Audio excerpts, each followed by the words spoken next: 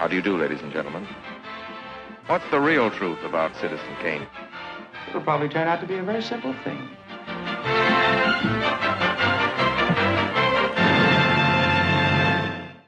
Hello, everybody. Hope you're doing well. I'm Parker. And I'm Max. And welcome back to another episode of Better Than Citizen Kane, the highly subjective show where we look at a movie and ask that titular question. Because when every movie ever made is a reasonable contender for the title of greatest film of all time, you have to wonder. Better Than Citizen... Excuse me. You have not been good to Kane. You have treated it like shit. And today, in honor of my birthday and the autumn season, we're talking about maybe my favorite movie of all time, Rian Johnson's modern classic Knives Out 2019. Almost 5 years to the day since its release, Parker. Do you take issue with my labeling this a modern classic? I wouldn't say so. I think it's pretty good. Great. Well, that's the show. No, it's not. This is going to be 5 hours. It's going to be not 5 hours, I promise. Parker, we both like this movie. We do. We both like this movie quite a bit. I would say so. And this is a show where we talk about movies in relation to one of the greatest films of all time. Naturally. So we're also putting a lot of pressure on this film that we both really like. But as far as talking about this in conversation with Kane, again, it is a birthday pick. So technically we don't have to have a reason. No, we don't. Historically, that's kind of how these have worked. But also... But we kind of can. We kind of can. Yeah. And I would just say that this is... I would say this is a really, really well-crafted, popular movie that anyone can enjoy, barring some bigoted notions of society. But, like, overall, this film is a complete success. Yeah, I'd say so. Not to get to our criteria right away, but this is, like... doing incredibly well at what it's trying to do. Yeah. At such a successful rate that when this came out in 2019, I worked at a movie theater, and Knives Out came out. I worked in this small town in Utah, conservative rural town, and people would come to see Knives Out more than once. People really liked it, and then it left. Some time went by. Cats came and went. It was there for one weekend, and then it vanished as quick as it came. It happens. And Knives Out came back. Whoa. And was there through February. Interesting. I would say until like a week or two before the pandemic hit, Knives Out was still playing at my local theater in my hometown. Yeah. And I just think that's a testament to this movie works. Totally. So, that being said, Parker, when did you see this for the first time? I saw this the year after. I didn't catch it while it was in theaters. Have you ever seen this in theaters then? No, I've not. I've missed this one in theaters. I've done it on my projector, which is as close as I'm getting. Parker. It's different. All right. But you never saw it in theaters. No, I didn't. It was one of those things of I had a lot of weird personal life stuff going on in late 2019, and I just missed it. Sure. And then it was one of those pandemic watches for me. I was like, I've heard nothing but good things about this. I think I watched it in like March or April. It was pretty quick after. It was within 6 months. I just didn't catch it in theaters. Within like the home video release. Totally. Nice. Yeah. Fascinating. I never knew that. Yeah, that makes sense. Didn't catch it in theaters. What you said about your timeline. I saw this in theaters 3 or 4 times. Yeah. Saw it with my family the first time. Had a wonderful time. Went back again. And then I went back again. And there may have been another time in there.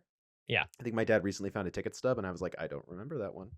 I blacked out. But maybe I went again with you, and wouldn't surprise me. But yeah, I do have a tendency to see these movies multiple times in theaters. Sure. It's just that now it's extra special and important to support these when they come in theaters. So yeah, I saw this with family and basically immediately fell in love with it. Yeah. Seeing this with an audience is so fun. These movies, when I say these movies, I'm referring to this film and its sequel, Glass Onion, which did have a week release by Netflix at Thanksgiving in 2022. And I saw it 3 times in theaters, that one. And these movies play so well. It's just so nice to have an audience cheering and laughing. And I will be mourning for the rest of my life that these don't stay in theaters longer than a week. It bums me out so bad. Netflix refuses to see the money that they could be made. Yeah. Even though they're, from what I understand, in the hole. They're not doing but great. It's a philosophical choice. Yeah. And I disagree with their philosophy, but that's just how it goes sometimes. Yep. Yeah, so as far as like actual comparison to Kane, there are a few small things here but not really. It's a completely different genre. Yeah. It's just a really well-made film that I want to talk about. Sure. It hasn't been added to the library, the Library of Congress film registry. Well, it hasn't been enough time yet. That's true. How long is it again? I think it's 10 years. 10 years. I'm Great. pretty sure it's 10. But also, probably not. I don't know. Like, I don't know. My thing is, like, we'll get into this later as well, but like my thought process of part of the reason why I want to bring this on top of just you liking this movie a lot and it being your birthday pick, I would argue that of the past decade of cinema, I think Benoit Blanc is one of the cinema characters. I think he is absolutely like an iconic character that has been created. You can dress up as him, you can do impressions of him as you are wont to do, and like people know what you're doing. Yeah. Right? And I think that says a lot, especially for like an original property like this. Especially that came out at the tail end of the 2010s. Yeah. Like it's not even like this is a 2020s character. Yeah. In a way. Totally. And I'm very intrigued to see how that legacy continues onwards, because shooting my shot for the next 20 years, I think that Blanc will be a Poirot. I think he's gonna be, I don't know that he's gonna reach like Sherlock Holmes levels, but like I think he is going to be one of the detectives, one of the gentleman's detectives, Yeah. And absolutely. I think that's a big part of like this movie's legacy specifically. Yeah. I also think, speaking to Knives Out's legacy as well, is just it's kind of, I don't know, it's like a new benchmark in genre filmmaking now.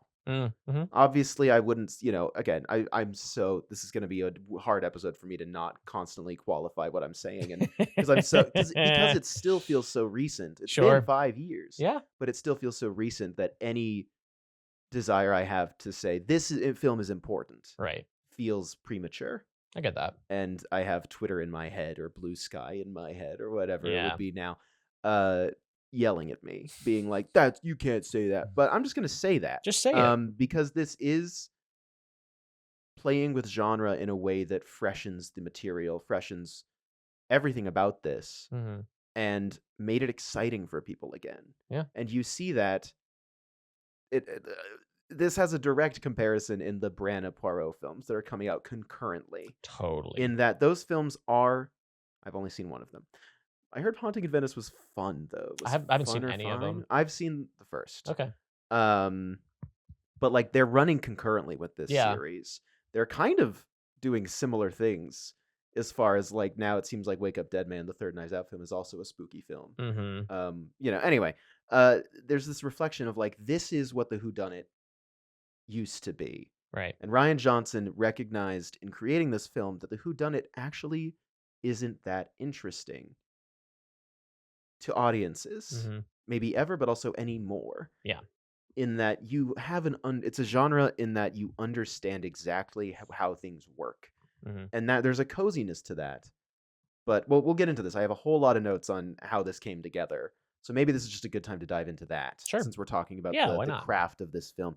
So in the late 2000s, Rian Johnson has the idea for this plot, which is basically he had this idea of like, well, what if you did the first act of a whodunit, and then we did the Columbo thing at the Act 2 mark, where we show you who did it. And he's like, but the real twist that really intrigued him was, what if you're rooting for the killer? Not in the way of like, whoa, this guy's kind of crazy and I kind of want to see him get away with it. Yeah. What if you're genuinely emotionally invested in the killer getting away with this? For those not in the know, Columbo is a show that ran in the 70s to 80s to 90s, and even had some episodes in the 2000s. Basically a movie every episode starring Peter Falk as the titular Lieutenant Columbo. And basically the form of those stories is we see the murder happen, and it's actually a how done it. Or how is he, like, it's how is he going to figure out how they did it? Like, it's the tension doesn't come from who did it, it's how is Columbo going to catch them? Right. Because we see them execute a perfect murder. Something that we kind of has been, Rian Johnson himself has kind of refreshed with Poker Face on Peacock. But he mentions this idea to his cousin and consistent composer Nathan Johnson at a certain point. And Nathan Johnson immediately begins noodling with the idea of what the score might sound like, but that's as far as it goes.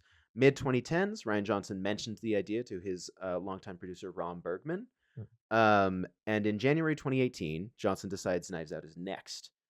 This is immediately following his film Star Wars: The Last Jedi. Just really quick, getting this out of the way. We like that film. Thumbs up. We like it. It might be my favorite Star Wars movie. And he says it wasn't about making something smaller than The Last Jedi. And he said here, this is on the documentary, like featurette, on the Blu-ray. He says he enjoyed the scale and visibility of Star Wars. And I'm like, when did they record this? But also, I think he genuinely he really enjoyed making that film. I think so. And also, I think he's proud of it. Yeah. I don't think it's gotten to him. I think it probably has on some level of someone yelling at you every single day. Sure. But this is just what he wanted to do next. He felt it would be the most fun, and it seemed totally different. And primarily, Star Wars was fun, but it took 4 years to do one movie. And he knew that this would be made really quick. And boy, was it. Because from January to June 20, so he says, Rom, we're doing Knives Out next. Ron Bergman goes, great. In the next 6 months, Ryan writes the entire thing. Yeah. Meanwhile, Bergman starts looking for houses to film in. By late August 2018, Johnson and Bergman are feeling good about the script. So within 8 months, they're like, all right. Yeah. Which is good because they're 8 weeks away from shooting, and Rom's about to head to Toronto to try and sell the movie. At the same time, Danny Boyle drops out of Bond 25, which is just wild to be reminded of the timeline of that. Yeah. Because I'm like, no, but...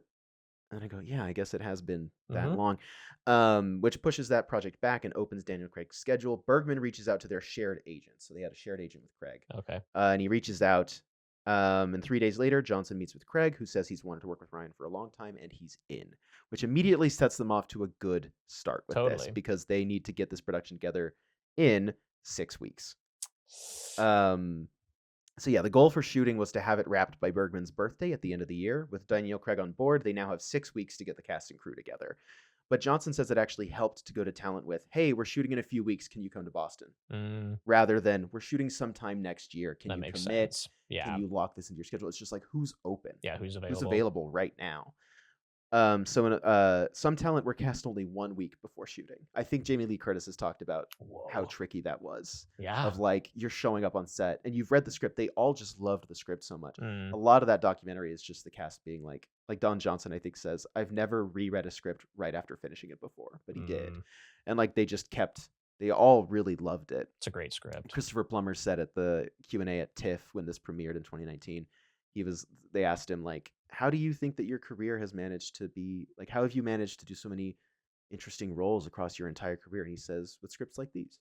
Which I just thought was very nice. Yeah, that's nice. Rest in peace, Christopher Plummer. Yeah. October 2018, they start shooting on location in Massachusetts. This is also the first movie that Rian Johnson and his go-to cinematographer, Steven Yedlin, shot in 1:8:5 ratio since Brick. And Ryan said that he loved the notion of blocking characters in this ratio, and I thought you'd get a big kick out of this as someone who's talked to me about this as a director. He really likes Academy ratio in 1:8:5 of like stacking people. Yeah. And he does that a lot in this, of just like having people in the background, having layered backgrounds, I love depth. blocking that. Yeah, depth, right? And he also feels there's something a little more intimate about 1:8:5. Yeah. So not only does it like kind of require a certain kind of blocking that he really likes, but yeah, he just feels it's a little more intimate. So they shot day for night in the house by gelling all of the windows, which I just love. Nice. Recently on the show, we talked about Jordan Peele's Nope, which developed an entirely new technique for day for night. Crazy. Which is wild, but I love the just kind of, well, we'll just gel the windows. Yeah. I'm like, Make it that's easy. great. Which actually did mean that the nighttime stuff was daylight dependent. Which is kind of funny. That is very interesting. They shot house for house, so it's all real except for Harlan's office and the Trick Hallway, which was a set they built on like almost like not 2 stories, but like 2 levels up. I see. Because there's one shot where you see Trooper Wagner go down 2 flights of stairs from Harlan's office. So it was an elevated set. Yeah, which yeah, is yeah. kind of cool. And the library exists in another mansion nearby. So that's not part of the house, but the rest of the house is all real and genuine. Interesting. And a lot of that stuff in there is kind of part of the house, except for the fact that the production designer David Crank just went to town on this thing. I mean, this house looks amazing. The stuff in there looks amazing. Interesting though, David Crank didn't return for the sequels. Interesting. He also was the art director for There Will Be Blood. It's kind of interesting. So yeah, they shot shooting in that modified real house was a lot cheaper. Yeah. And this had a relatively small budget of $40 million. This is a success.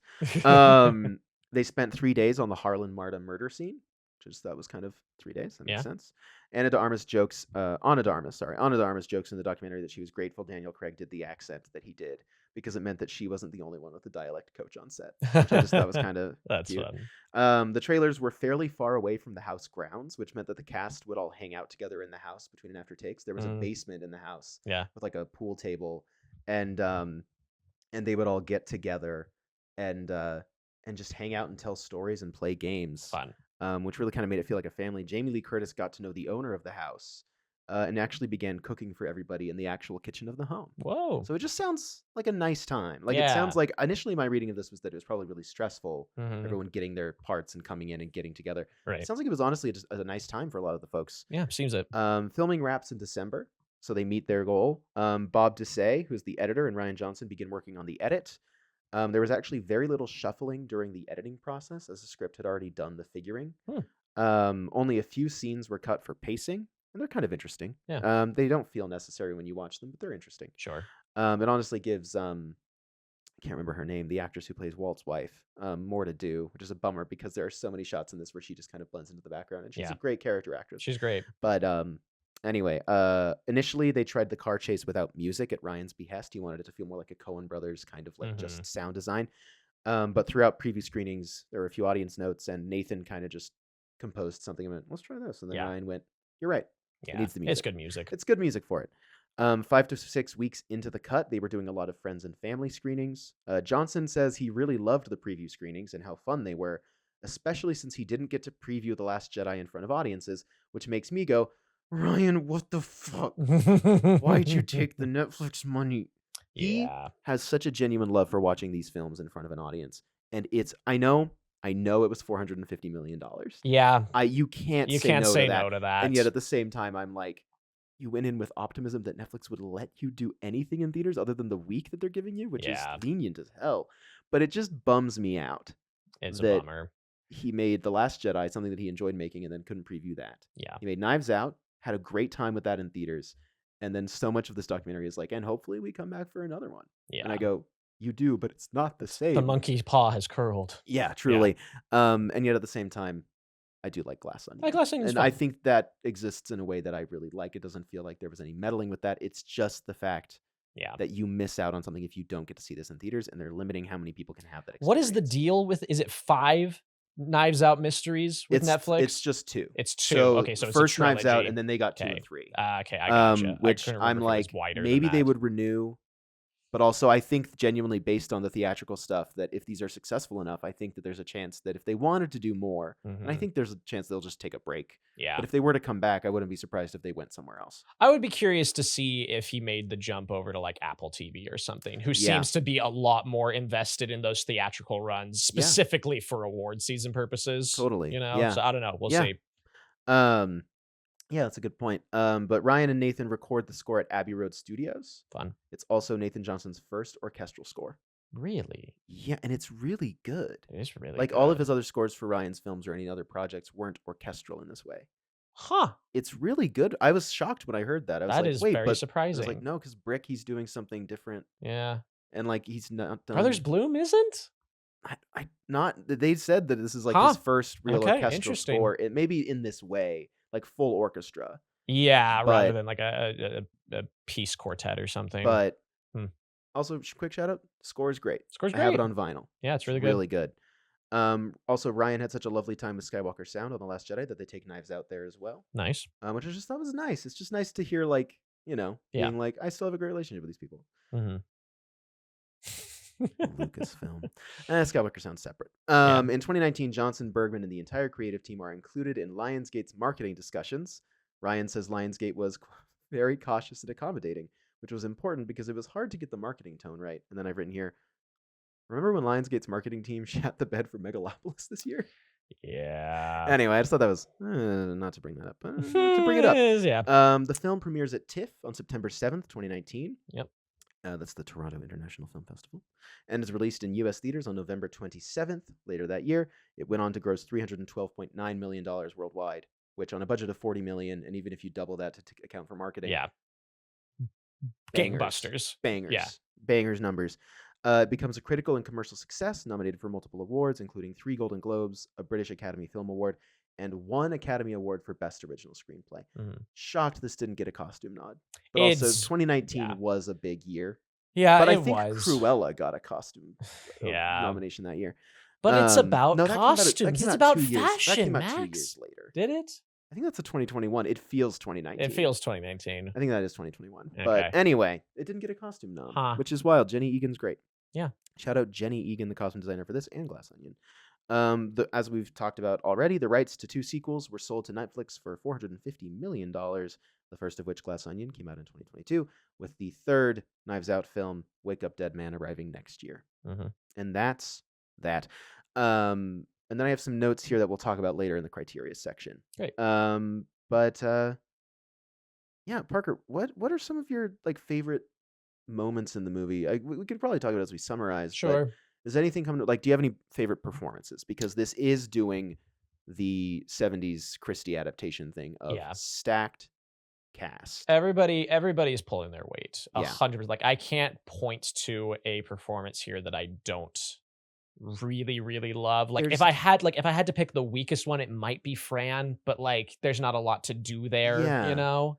And I mean, even what's his name? Jaden, what's his name? Who plays the son of Walt. Yeah. He's also fine for what it is. Yeah, totally. He's nailing exactly what's on the page. You know? I would say I'm just such a fan of Christopher Plummer, and I think he's incredible in this.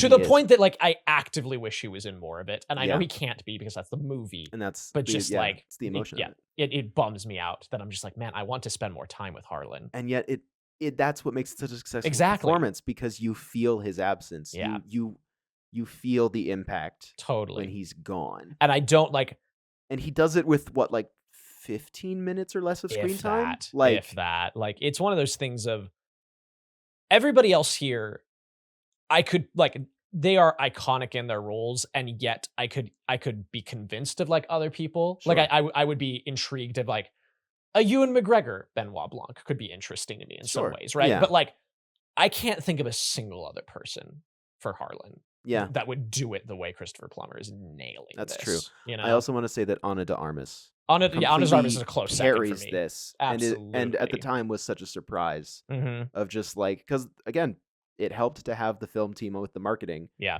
Marta was not at the heart of this. Not at all. And to have that reveal in the movie, and to suddenly be watching that scene in Harlan's study, and just 2 people just absolutely, it's a great scene. It's so good. And everything that all of the mechanics of that scene have to go off without a hitch, or else the movie doesn't work. Absolutely. And those 2 just knock it out of the park. It's so unbelievable. This movie is so watchable. But also it's got so much going on. It's not watchable in the way of you're oh, this is just an easy watch. It's this movie has cogs and gears behind it, and the actors within it are just making that run so smooth. 100%. I completely Ana de Armas is incredible in this movie.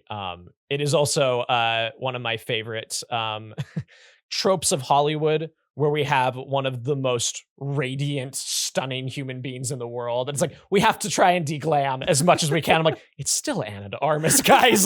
you can try all you want. In the commentary, in one of the commentaries on the Blu-ray, Rian Johnson talks about, he's it is so funny that, Jenny Egan put Anna in these pants that are too short. And I'm that's in fashion, Ryan. Yeah. I'm sorry if you were trying to make her look quaint. That's the thing, is it's just underdressed. she does such a good job of the performance of being kind of she feels homely real. in the movie. She feels so real. But it's just you take a step back and you're she's still a Bond girl. I don't know what to tell you. It's so funny. Yeah. That I always forget that. And it's because they had such a good time on this that Craig went to his producers and says, I want her. Yeah. And I think that's so great. I think that's so bummer, cool. Especially because Chris Evans and Ana de Armas got ghosted on Apple. That's the movie they got together. Yeah. But in fairness, I don't think they ever filmed that together. No. But absolutely, I do want to say one of the unique challenges that Jenny Egan faced on this movie was designing costumes for these characters that were iconic enough as if they were characters on a clue board. Yeah. But not over the top enough that they didn't feel real and modern. Well, it's interesting too. Like you bring up the marketing of like the main poster from this movie has everybody in these hyper saturate colors. Yeah. And they don't appear that way in the movie at all, but like the intention is there. You know Yeah. what I mean? Like it feels like they're doesn't- that color palette, even Yeah. though they're not. Yeah, and it like doesn't go against that marketing. Yeah. Yeah, I genuinely think that like it's such a great example of like subtle stylization. Mm-hmm. It just works. Like Yeah. it just works. It's just a really excellent achievement in costuming as well Completely and agree. performance. There's a lot of stories of a lot of the cast being like you know, just the way they were shooting this, they all shot a bunch of their stuff. Yeah. And like I think who is it? I think Don Johnson is like, was that too much? And Rian Johnson's like, no, that was perfect. And then when they first all see Daniel Craig speak as Blanc, it's the Mhm. moment when he goes, "Excuse me, you have not been good to her." Mhm. That's the first scene they ever saw him do the voice. Whoa. And they're all just kind of like, "Oh, okay, that's the movie we're in." Yeah, Okay, all right, we're great, just doing great, that. great. That's the guy. Okay, great. Which is so funny because like to your point about like Ana de Armas feeling like a real person. There's this weird balancing act between levels of like believability that are Mhm. going on. Because like pointing to like naturalistic performances, I really want to shout out Michael Shannon is so good in this. I have notes in the summary of just things I want to mention, and so many of the quotes come from him. So many of the moments come from him. He is It's crazy. he's unbelievable. He is like out of everybody, I think he's not my favorite performance, but he feels like the most real person. Like his line delivery is naturalistic in a way I cannot fathom. I can't comprehend. I can't comprehend it. Like it's true. Like his conversation with Marta in the hallway behind her like apartment I have a huge, is a real person conversation. I have so much to say about that as Yeah. well. But even just when I mean, and there's so much humor derived from him as well. Rian Johnson Totally. talks a lot about he's like, Michael Shannon is our secret weapon. It's Mhm. like, because I don't think anyone knew he could do this. He's so But good. he's so funny. He's so funny. And it's never, he's not performing it as a comedy. no, even when It he gets comes- loud. It comes from who the character is. Yeah, And that's just a sign of great character writing and great character performance. absolutely. Like we yeah. all like, you know, we call out one of the favorite lines is I'm not going to eat one iota of shit, which is great. But He a line improvised delivery it. that lives in my head rent free constantly is if you think any of us are going to give you, as dad used to say, a single red dime, you're nuts. It's yeah. It's so good. And yeah, one iota of shit is improvised. One of my Of favorite lines that course. he also improvised in that scene is him going, have some more he's like putting the cookies in Chris Evans' face. And he goes, have some more cookies, Hugh.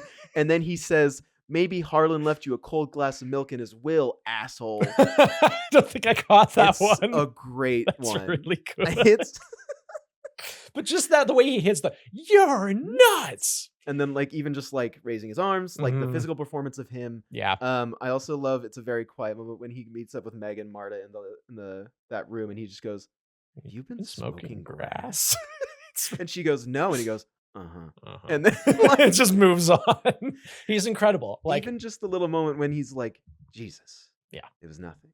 mhm. Yeah, I mean, Michael this Shannon. could become. This is one of the most dangerous movies for us because this Truly. could just devolve into. Let's quote the movie. Yeah, let's quote the movie. Because everyone. I mean, we talked about it with animated films a lot Yeah. of the catchiness of certain deliveries. Mhm. Knives Out is full of that. Yeah. Even just yesterday, we just started being like, "It's the weak sauce again. You're just dumping Yep. weak sauce all over me." Freaking Lakeith Stanfield in this movie. Oh He my feels like Michael God. Shannon similar Yeah. in just that he's like doing it pitch perfect what his performance is, and he's not necessarily like a major player, and Yeah. yet if that doesn't work, Mhm. it also doesn't like the movie doesn't work, Totally. right? Like Yeah, I those completely cogs agree. and gears, they need to Mhm. all Yeah, line up, and it's a big he's part just of doing it. a great job too. I completely agree. But yeah, just Michael Shannon in this movie. This time I did really enjoy a lot of Don Johnson's performance. Mhm, Like mhm. we could just go on and on Yeah. about how everyone, Like everybody is incredible. Like, everybody's truly. incredible. Even Noah Sagan as Trooper Wagner Yeah. nails exactly what the humor of his character is. Mhm. Again, without going over the top. Yeah. And I think the last, I mean, you know, again, we could talk about everybody. I think we won't. Yeah. But I do want to talk about Blanc. Mhm. You know, you said earlier he has become kind of an iconic cinema character I'd of say the so. 2010s, 2020s. Mhm. We've attempted to make a list of iconic characters that have come out of the 2010s. Yeah. That aren't IP characters, that aren't Right. adaptation characters, and it's a very short It's a list, brief especially in the list. 2010s. I think we did it split it by centuries initially. Yeah, we did. 21st century, you get a handful in the 2000s. 2010s, it's like sparse. John Wick, Yeah, Blanc, yeah, not many. not But a lot. earlier you did say, like, obviously it would be interesting to see someone like Ewan McGregor or someone else do this role. Sure. I do think Craig really does bring a lot. He to this. he absolutely does. Yeah. 100%. He's fantastic. His eyes in this movie are crazy. Blue. He just works. He just works. He genuinely, It's and so silly. in the same way that, like, stunt casting is the wrong term for what I'm trying to describe, but like somebody who, like, the way that a actor's persona is written into the character, both Chris Evans and Daniel Craig feel that way to me. That it's like Johnson is tacitly acknowledged into the audience, like, I know this is James Bond. We know this is James Bond. Yeah. But he's also this guy, and look at what he can do. In the same way that, like, the bait and switch of Chris Evans, oh, it's Steve Rogers, right? Like, I think that is so inherently written into that role specifically, which is interesting because from the production schedule, maybe that wasn't the case as they're writing the script, but like it feels like in the filmmaking, there's a lot of that. As once the casting is finalized, Johnson is sitting there shifting his pieces around and rewriting things and being like, okay, how do I bolster these two's movie star personas, you know, and play with them. Interesting little story. Chris Evans recounts him going for the part as more so him pitching Johnson on how he would do it, rather than being like, I don't know, convince me. Yeah. He was like, I think I do it like this, and I do it like this, and he eventually just got so caught up in describing it that Ryan Johnson was like, yeah, okay. Yeah. You're in. Interesting. Shout out to Chris Evans doing this movie and then taking a break from good movies for a while.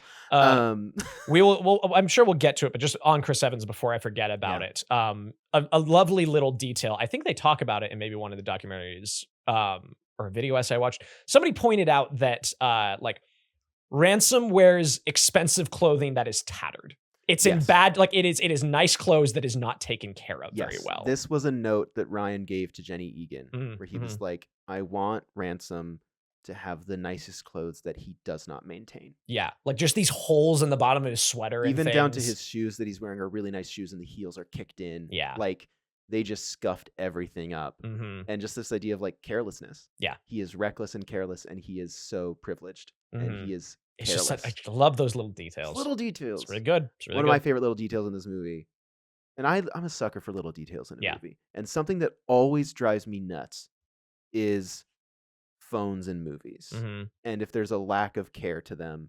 And also sometimes you can't get the rights to use an iOS or whatever, an OS, so you have to create your own phone. I don't dock you for that. But just like make it believable. They went above and beyond, and someone on the team made sure that every time you see a clock or a time on a phone, there's a brief shot where Jamie Lee Curtis, when she's like, what did you hear in the bathroom? Spill it. She's holding her phone in the background. It says 10:12 because the will reading is set for 10:30. And that is consistent. Yeah. When later when we see a flashback of Ransom doing what he's doing in Harlan's study, the clock passes 2 minutes to show that it only took him 2 minutes until he left. Interesting. To do it all. Nice. And I just love that little detail. Yeah. Just like someone put the care and effort into, let's make the times match up. They would be like, Ryan, what time is it supposed to be? That's and nice. He'd say this, and they'd go, great. Very good. I think that's very nice. I agree. Summary. Yeah. You think we should just dive into that? Let's dive into that. Great. So, great opening.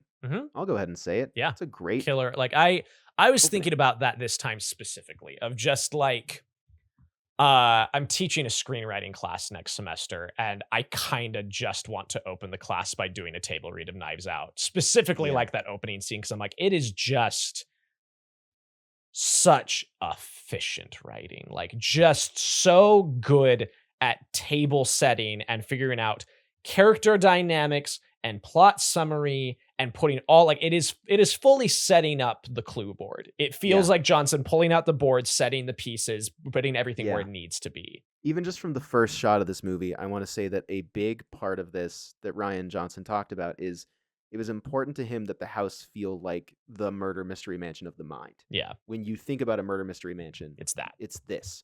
And he said he needed that because he needed the audience to feel comfortable as quickly as possible so that he could then play. Yeah. And I just think that's really smart and kind of a testament to what you're talking about of just efficient writing, of just like, how can we make this as clear cut as possible and then flip it on you? Well, that image is so interesting, the opening, just because, like, I remember the first time I watched it, like, in my head, like, a voice popped up and said, "Oh, Hans of Baskerville."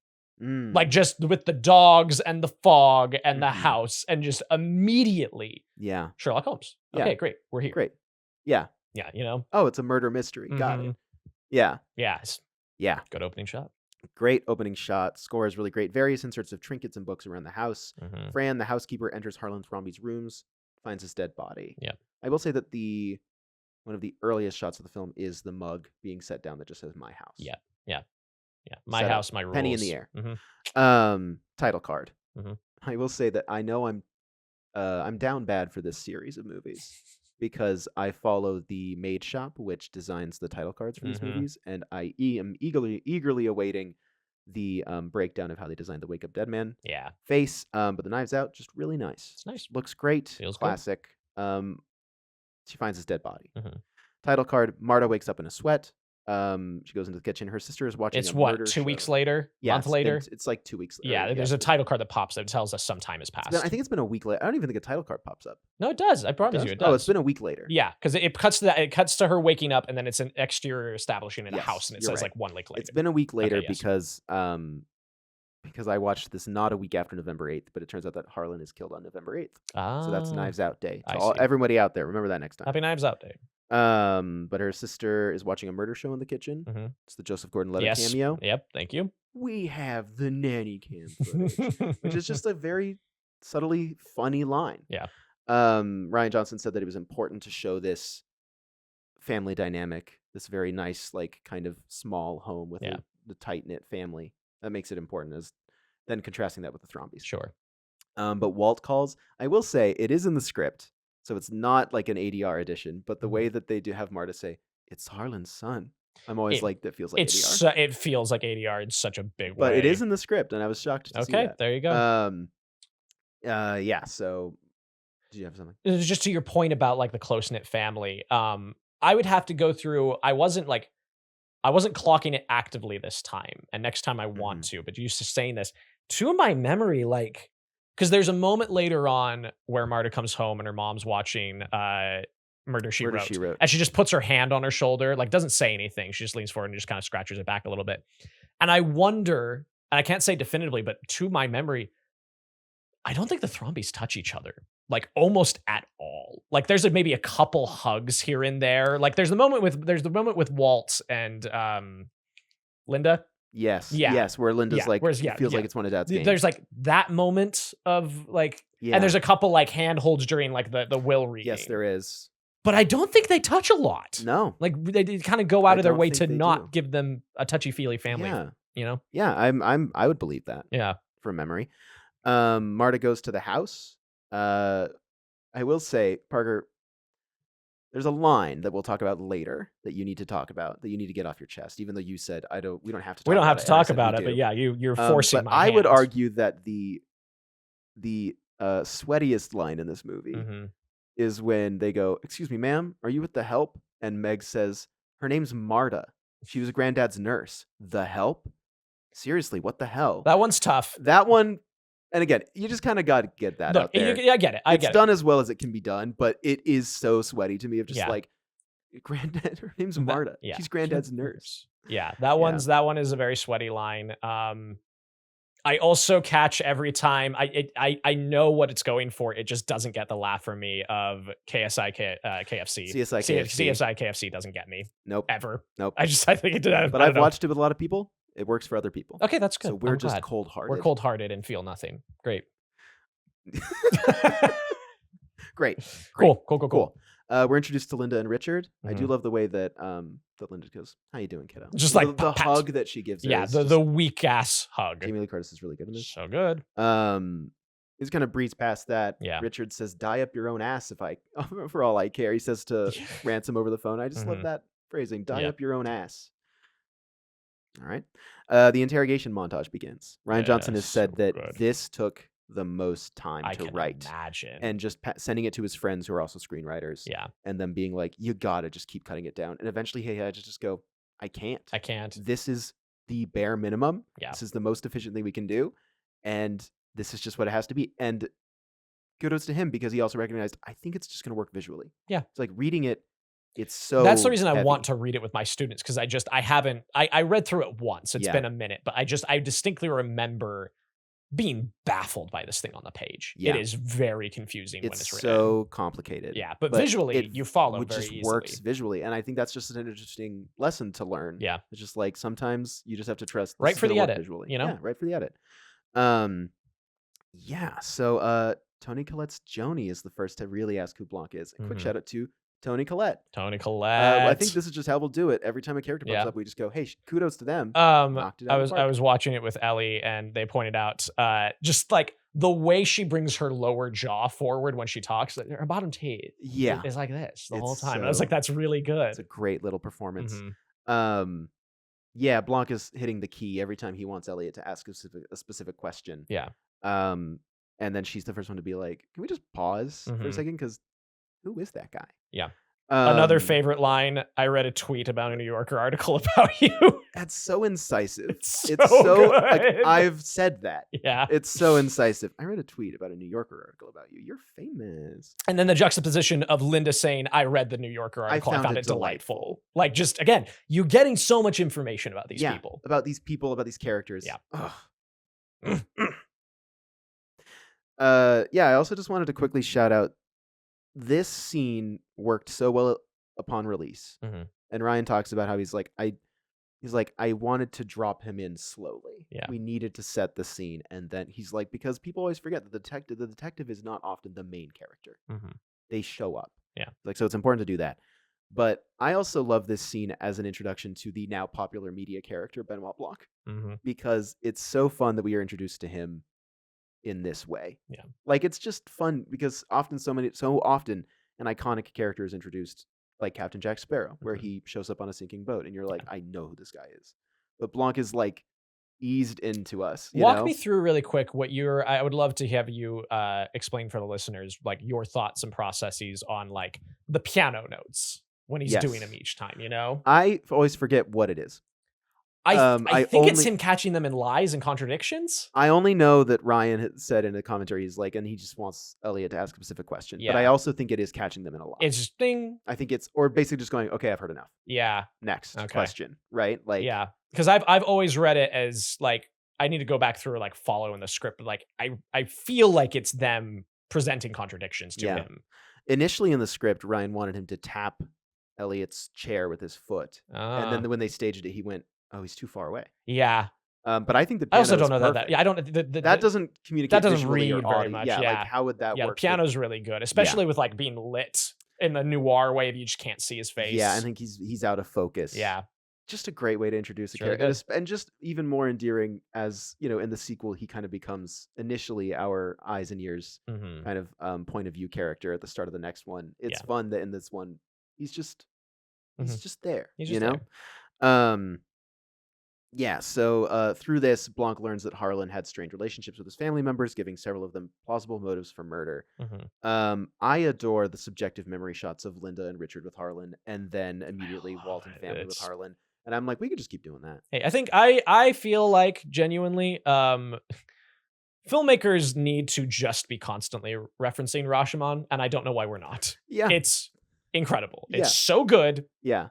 And it's something that like is so uniquely suited to cinema. This is something that Rian Johnson talks about a lot, where he goes, it's wild to me that the whodunit started in books, because the whodunit naturally in book has characters talking about how they remember things. Yeah. And you just kind of, but he's like, that's such a cinematic device of being able to show someone's subjective recollection of something. He's like, that's really a cinematic device and unique to cinema, like you're saying. Yeah. So I 100% agree. And so does the writer and director of this film. Oh, good. So you're on same wavelength with them. And then I've just written here, my notes just say Michael Shannon All-Star, Jamie Lee Curtis All-Star, Don Johnson All-Star, Toni Collette All-Star. Nothing but buckets. Yeah. Just laying them up. Just laying them up. And again, just really fun, clever writing. Yeah. Gets a laugh from the audience of just like, if you think you're going to bait me into talking shit about my family, and then just hard cut. Ryan talks about how he and his editor Bousset, they just went through frame by frame to find the exact frame. Yeah. To get that on. Yeah. And it's just like it's very a precise perfect edit. cut. It's a perfect cut. Kind of. Yeah. So Toni Collette, Joni rushes out of the room when they kind of wrap up. Yeah. And I do love her delivery of like, no, I was just no. It's good. Yep. Quick shout out also to Joni's flashback of her dancing at the party trying to pull Linda up and just Linda just ignoring her. It's so funny. Yeah. Okay. All right. Gotta move away from this is really we gotta funny. rapid fire. We gotta rapid fire this. Richard investigating Harlan's office is one of my favorite funny moments, and I don't know why I find it so funny when she's like, Richard, and it just cuts to him standing against a wall. Like it just he just looks so dorky. He looks like but he investigates for the note, because in the interrogations we learn, that Joni was double dipping from Harlan's funds for Meg's college. We learned that Richard's having an affair. Yeah. And we learned that Walt was lying about the fight he had with his dad. If you don't tell her, I will. Or that's Richard. Yeah. And Walt's thing Right. is like, Dad, Yeah. are you firing me? My mind's made up. Yeah. Harlan was cleaning house. All right. Bear with us, folks. Please, guys, you gotta understand. Bear with us. And hopefully you're enjoying this too, as we all reflect on this wonderful film. He finds the note that Harlan threatened him with, finds it blank, throws the baseball out in anger. Yeah. And I didn't catch this until this watch, that the baseball is present through most of the yeah. film, because Blanc there the picks whole it up time. and he's tossing it. And Yep. I just think that's nice. Yeah. Just a nice little thing to follow through. Blanc, Elliot, and Trooper Wagner head to the porch to discuss. And I mean, this is also just another banger of a scene. Just compels me, though. Weak sauce. Yep. An envelope of cash. Mm-hmm. One thing I do want to point out is that they custom made cigars for Blanc, and they are the longest cigars in the world. Or I don't know if that's true. Sure, but Ryan was just like, it cracks me up. We just made them super long. That is funny. And I hadn't really picked I don't think up I on clocked that. But he has these really long cigars that were custom made, and I think that's a nice little note of his character. Yeah. I mean, yeah, this scene, Parker, this porch scene. Okay, so I think this is so well written and so well done. The performances are all great. Like, it flows super well. It slots in so nicely. It gets us. Dreading something. Something coming. Yeah, you know it's coming. You get so attached to Marta as a character. You're rooting for her immediately. One of the things you have to just suspend your disbelief with the movie, and I catch on it for exactly 2 seconds every time, and then I just let go and I move on, which is throwing up when you lie. Is just a very silly choice. Yeah. And you just have to go with it. But, hey. Okay. I'm going to defend this. All right. A fun device. You're saying it's silly. Why can't something be silly and functional at the same time? It is functional. My point of being it silly is that if I think about it too long, it feels like a lazy writing choice to me. Interesting. If I think about it, where I'm just like, But the shenanigans that ensue because of it are entertaining, and the ultimate payoff at the end of the movie is fantastic, and I love it for that. Here's what Rian Johnson said about this. Okay. He said, there's no real medical condition for this. He's like, I made it up. Yeah. And the reason I made it up is because you want your protagonist to not have a single way out of the situation they are in. Sure. He goes, this is, because it's too clean, she would be able to get away with this in certain ways. Like, she needs to feel completely Totally. trapped. And it absolutely does that. It's just, there's not a single point from the time I watched this that I thought this was a real medical condition. Like him saying that, I'm like, well, yeah, of course. I just enjoy it. And that's great. And that's fine. I simply enjoy it. And I'm glad. I simply have a nice time. Again, this is 2 seconds of my time with this movie. An envelope of cash. That's enough? That's enough to ruin this movie for you? 2 seconds. That's you. I've logged this 4 to 5 times, and I think it has been 5 stars every time. And yet you threaten me every time, and we're getting to that. We've introduced a plot for people to follow. My pennies in the They're air. wondering, they're going, what happened? What happened What could have happened to drive a wedge between these two on this wonderful film that it seems they agree on? Anyway, that's my thought Marta. about the She scene. throws up when she lies. Yes. Gives Blanc a perfect source on what happened to Harlan. I like it. I love That's it. great. I've never caught on. I'm glad. Genuinely, Yeah. I'm so happy for you. Thank you. I'm sorry you're miserable. The whole movie, and your 5 stars are a Man, lie. this has just been the weekend for us, hasn't it? Parker and I have spent a weekend together. Mm-hmm. And Max has Not been mean going to me. well. Max has been nothing but mean to me. Parker's been nothing but cold to me. This is our final episode. Goodbye. This is the breakup. Over a movie we both love. we have no disagreements about, really. Also, in this little moment, Blanc, of course, immediately spots the drop of blood on Marta's shoe, which is a nice little detail to catch, and shows up on Instagram and YouTube thumbnails all the time. I'm sure of just like he sees it. Right there. Yep.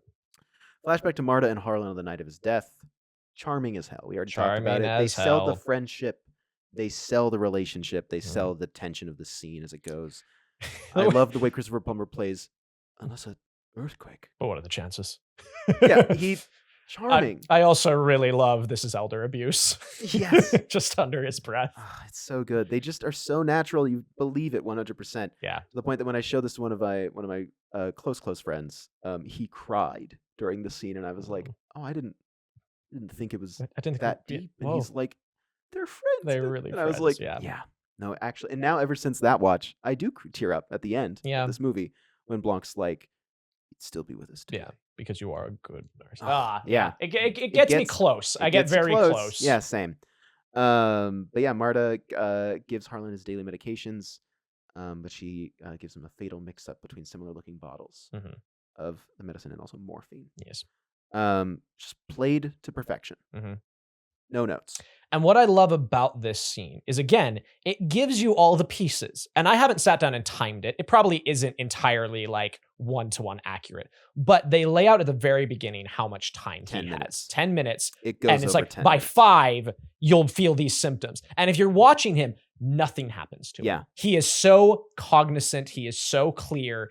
And if you're paying attention to that, something feels wrong. Yeah. And I love that detail Yes. of just like, he isn't going into shock. He isn't shaking and convulsing. Like he's fine. He's fine. He's fine. If everybody calmed down for a second. Yeah. But and the height of film discussion, I did see a YouTube comment. Whoa. That was like, I don't know if this is true. I haven't spotted it. Mm-hmm. There's like they claim that there is a moment where you see him kind of recognize that, and that he kind of willingly is like, no, this is it. Because he talks about it at the top of that scene, closing the book with a flourish. He's like, I cut the ties on all of them. Right. Like he has genuinely wrapped everything up. And there is that's an interesting note. I just thought that was an interesting note. I don't know that I've ever caught that moment, but I like knowing Plummer, I would buy it. I would buy it that he there just is a kind of goes moment behind the eyes. This is it. Yeah. Like I'm actually okay, but and like it does have a precedent of him being like to close the book with the flourish. Well, especially this, later on, Blanc being like, you two were drama mamas. And so like, it wouldn't put it past me to have this guy be like, hey, here's this big he grand does thing. Immediately come up with maybe his best plot. Yeah. On the spot. Of just like, here's what you're gonna do. And I love how they set that up as well. Earlier Again, it's so Walt. subtle. Otherwise it doesn't feel overly, because again, in the first act, you're not thinking, I know what's going to happen, so this is setting that up. Right. But Walt does mention, he's like, he used to say that they just come to him. Yeah. And that we see that in action, and it doesn't feel like it was overly like foreboded. Yeah. It just, you don't expect that because he's dead. Right. So it just really works. Marta, he constructs a plot for Marta to get away with this murder to protect her undocumented mother and their family as a whole. Yep. Which is just a really nice. I'm glad that Rian found that as his in for how do we emotionally get behind this character. Well, you put it in such an interesting way when we went and saw Glass Onion. They're like, he's like, this continues a pattern, and I would love to see the rest of this franchise be Benoit Blanc, like helping women of middle-class woman of color get like self-actualize and like fix her own problem, but he is there to support. Yeah. It's nice. Yeah, it's nice.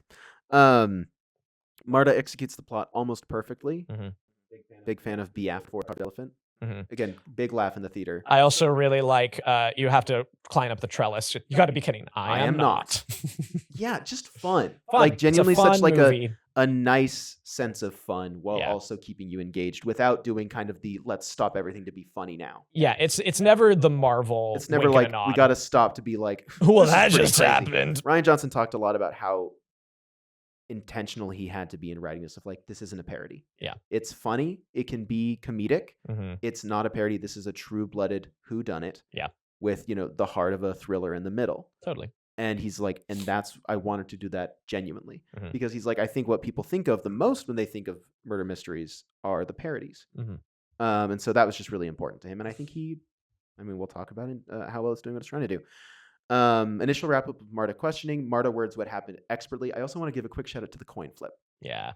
Which Ryan says it's a little on the nose, and I'm like, I think it works perfectly. I've never had an issue with it. No, of just like Blanc throwing the coin in the air. When we come back from Marta's flashback, it's still in the air, and that is how much time it's taken her. Which is great. And also they use that coin flip sound effect for a lot of the other flashbacks in the movie too. Of like, we've established this idea of a flashback is a coin flip. Yeah. But also, Just Right, one of my favorite video essayists on YouTube, has a video essay on Knives Out. It's like 9 minutes.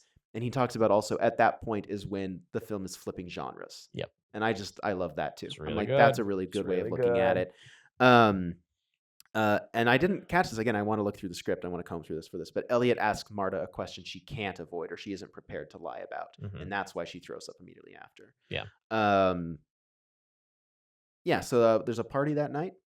Fran, am I skipping anything here? I don't think so. No, I think Oh, quick shout out to when Walt's, I don't remember which party it's at or which flashback or not, but when Walt's like, do you want dinner, Nana?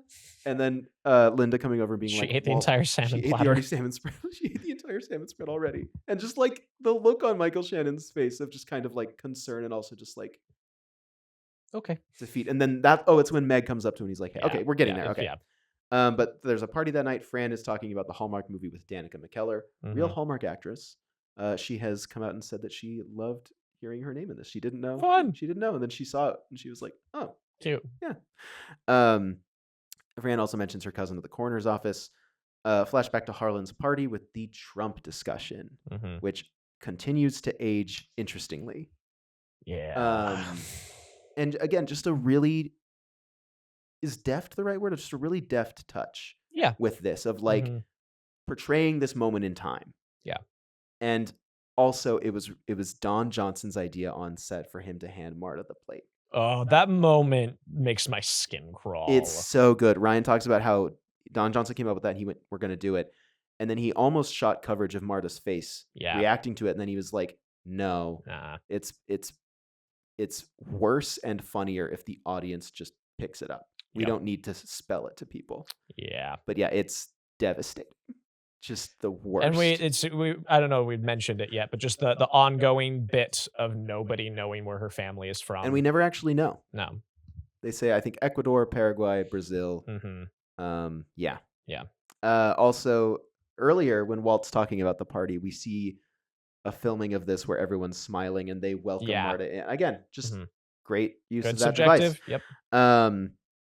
So that all happens. Ransom leaves. And so, Marta has a flashback to Harlan's party with the Trump discussion and Ransom leaving after a big argument with Harlan. Yeah. And then that's when we get the salmon spread moment, which I just everyone It's go funny. back and rewatch Michael Shannon's expression on his Incredible. face when Linda says that and then walks away.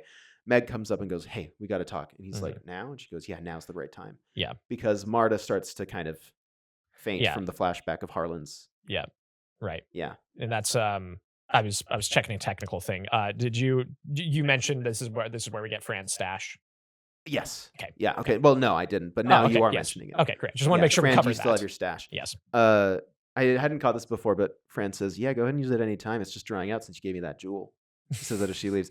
And Rian Johnson says, I don't know why I find jewels so funny. And then he was like, maybe it's because I'm old. That's funny. Rian Johnson's commentaries are always fun. I recommend all of his commentaries because it just feels like he's just like genuinely a fan of the people in the movie. And totally. He always apologizes for talking over people's performances. He's like, I feel like I've been talking your guys' ear off. I'm like, that's what this is. That's what we signed up for. That's why I'm here. That's why I'm here. Meg and Walt tell Marta that they're prepared to offer her some financial help after taking over Harlan's finances. Yeah. A lot of people told Ryan they were like, I don't think you need that. And he was like, I'm going to keep it. Because he feels it's a reflection of the later scene when Meg calls Marta. Sure. And also, it has one of my favorite lines in the movie, which again is just Michael Shannon going, have you been smoking grass? We want to help you. That's great. Marta steps outside at this party to find Blanc is still there. Love the shot. Mhm. Rian Johnson referred to it as the Apocalypse Now shot, which is like Yep. the lighting of the cigar. It's fantastic. This whole conversation about the terminus of gravity's rainbow. Mhm. The book. I've never read it. Nobody Nobody has. very enlists good. her as he enlists her as his Watson. So why do you think? I'm curious to ask you this. Why do you think she says yes? Because like if she said no, like there's no, I was watching for it this time and like listening, and there's nothing about that conversation that forces her into saying yes to this. Why do you think she says yes? I think honestly it would be, can I throw off his investigation so he doesn't figure out it's me? Because most of the investigation is her spending it sabotaging his investigation initially, right? Yeah. I think it's that. I think also she's not someone who can just be like, no. I think that he says, because what does he say? At one point he's like, I think something's amiss with it. Something is afoot here. He's like, and I think you know it too. And he's like, and you've got a kind heart. I trust your, judgment. I think that I don't know. I think that's enough for me. It's just that she's like, oh, I bet I could, she's like, he's going to continue investigating this. Yeah. And I can be suspicious and not help and go away. Totally. Because, he's like, you're the only one who had nothing to gain by Harlan's death. And so it's like, I don't know. I just think that she felt she can, help herself out potentially. Yeah, I was just curious to know your thoughts on it. That's my thoughts, Parker. I don't have my defense ready of this movie wasn't- you hate. All right, everybody. Oh, is the bit not funny? No, it's fine. I think it is funny. The so bit is I'm funny. going to keep doing the bit. Sorry.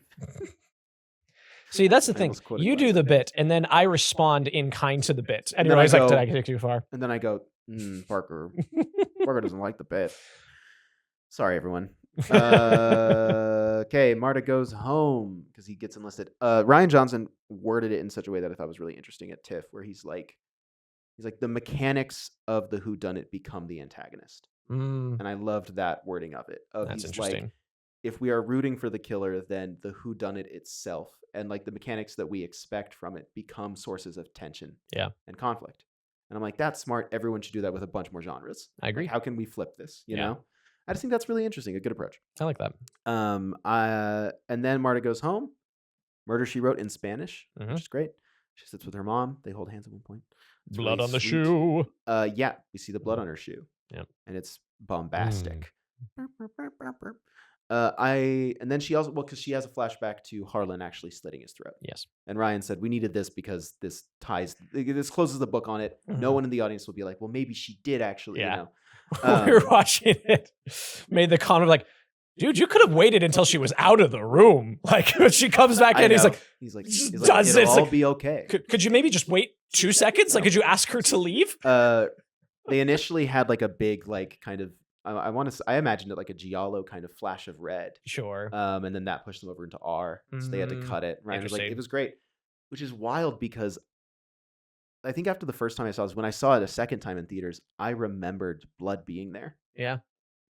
It's not. It's the Psycho effect. Yeah. It's great. Love it. I also adore the shot of her on the staircase, bracing herself against the railing, and kind of pushing in, and just how claustrophobic that set Feels really tight. It's really tight. Love it.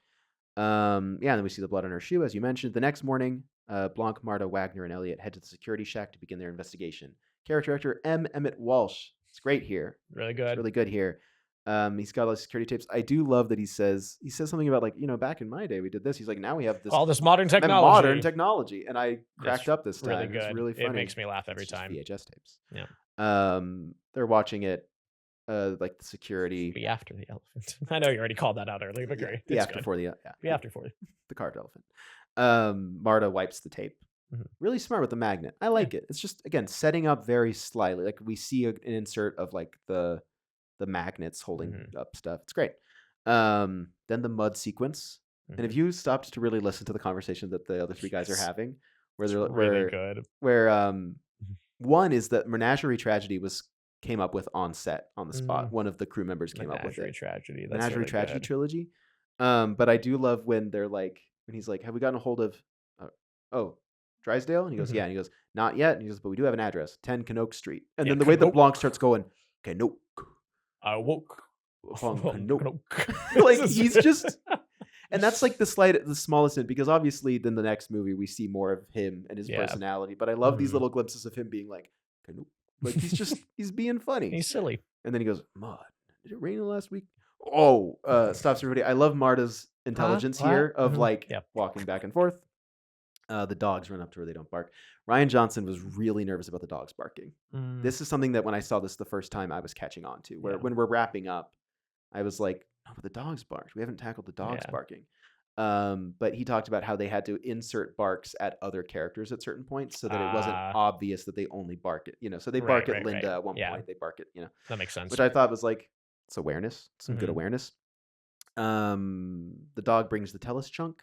Marta throws it away, just kind of skimming over this stuff. Just, again, Marta just continuing to kind of investigation, throwing it off. subterfuge. It is really fun to have a detective, and then the Watson is actively like throwing things in the background to avoid clues. The will reading.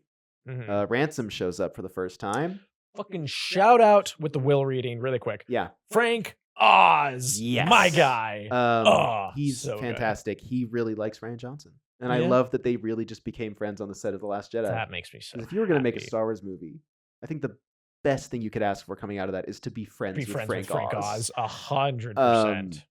And not many people have gotten to do that. No. He's the... Yeah. Wow, fascinating. But Ransom shows up for the first time. I do love... It's very, again, just very subtle moments and performances that feel funny, even though they're not outright jokes. But when they first talk, and they're like, oh, we have a few questions for you. And the face that Chris Evans makes where he like very briefly goes... And then he goes inside. It's funny. They all get together. First full family scene. Let's go. I've written here, and then I just have joylessly masturbating to pictures of dead deer. And I just love that like somebody goes, like no one is like, yeah, man. Again, just really great family dynamics all around. Yep. Maybe Harlan left you a cold glass of milk in his will. Asshole is my favorite. So one. funny. Initially, it was supposed to be fuck you, not eat shit. Yeah. In the writing process, and then at a certain point, Ryan was like, "Well, I remember being 13, Yeah. or like younger, and going to see these kinds of movies with my family." He's like, "I'll change it. Yeah. Eat Change shit. it. Eat shit. That's It's nice. eat shit's It good. works. It works really good." The family breaks into bickering. Also, you get Michael Shannon and Don Johnson going to throw blows. Yeah. And Michael Shannon's like, "I've waited my whole life for this moment." Just let him do that more often. Just let Michael Shannon be funny all the time. I love him in this movie. And we'll get to it. We'll get to it. Okay, Max, calm down. I think this is also the first instance, or maybe it popped up earlier. We get a couple shots with Marta looking at Harlan's portrait, which changes throughout the movie. Yes. Which I love. They green screened it in. So the frames are just green screen, and then they composited the paintings in later. Okay, it's very good compositing. Very good. It's really good. I never would have guessed. Yeah, right? Yeah. Totally. And again, that's where I think that the world this movie is creating of like throwing up when lying, certain things, and like the painting changes. There's so much being played with, and I know that's more subjective, but I think that it's just there's such kind of a tongue-in-cheek nature to this. Yeah. Not outright parody, but there's enough of a tongue-in-cheek thing that those things don't catch for me. I think that's why. I'm just trying to figure out why it... Yeah, I get that. I get that. But yeah, the family breaks into bickering. Blanc and Marta step outside. Also, I do love Blanc's line. It's a really good line where Marta's like, "I've never been to a will reading before," and Blanc says, "Imagine a community reading of a community theater reading of a tax return." It's good. And then when they come outside, she's like, "What were you saying about what were you saying about will readings?" And he's like, "This is the exception that proves the rule." The dog brings Blanc the trellis chunk. This looks like a relatively fresh break. Yep, there it is. Blanc discovers the trick window. Yep. Really well done of creating that set of the hallway. Yeah. Knowing like it that's a a lot. set. Like they really nailed that. The 4 investigators rush upstairs. They find the mud sample. Love a detective on the ground with a magnifying glass. Right. Yep. When I saw this the first time, I was like, I love that I'm watching a movie where a detective has a magnifying glass. It's nice. It's not, big, but No, it's like, but you get the idea. it works. The will reading, I've written Frank Oz. Marta is given everything in Harlan's will. Someone else pointed out another YouTube comment. Just a really great source. Yeah. But I do like this point that so much of this rests on Harlan and Marta playing Go and kind of discussing like Ransom never beat him at Go, or he was the only person who could beat him at Go. When Ransom sits down in that room in the library, he sits at a chessboard. And it's just kind of nice. That's nice. Playing a completely different game. Yeah.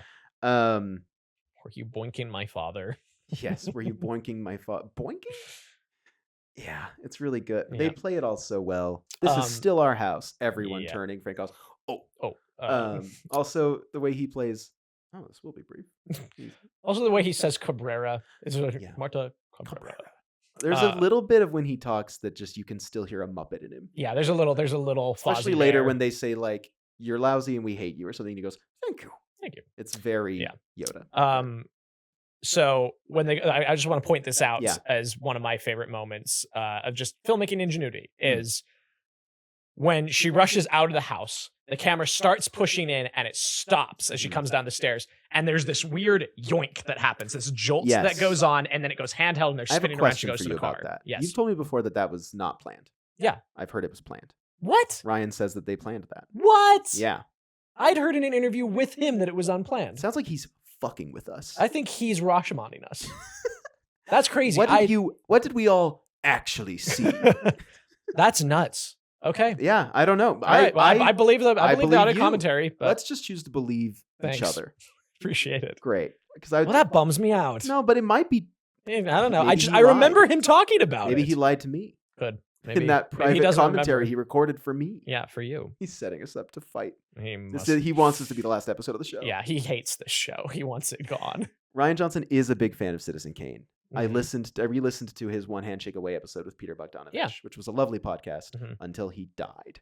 Yeah. But even then, Guillermo del Toro's episode with Greta Gerwig is really I liked nice. it a lot. But his episode on Orson Welles, Rian Johnson rewatches Citizen Kane when he's storyboarding his films because he loves it. Sure. So there you go. Just That's a fun little mention of the Wells-Johnson connection. Yeah. I thought that was kind of interesting. Yeah, I switched to research instead of the summary. Whoopsie. Ransom helps her get away. Mm-hmm.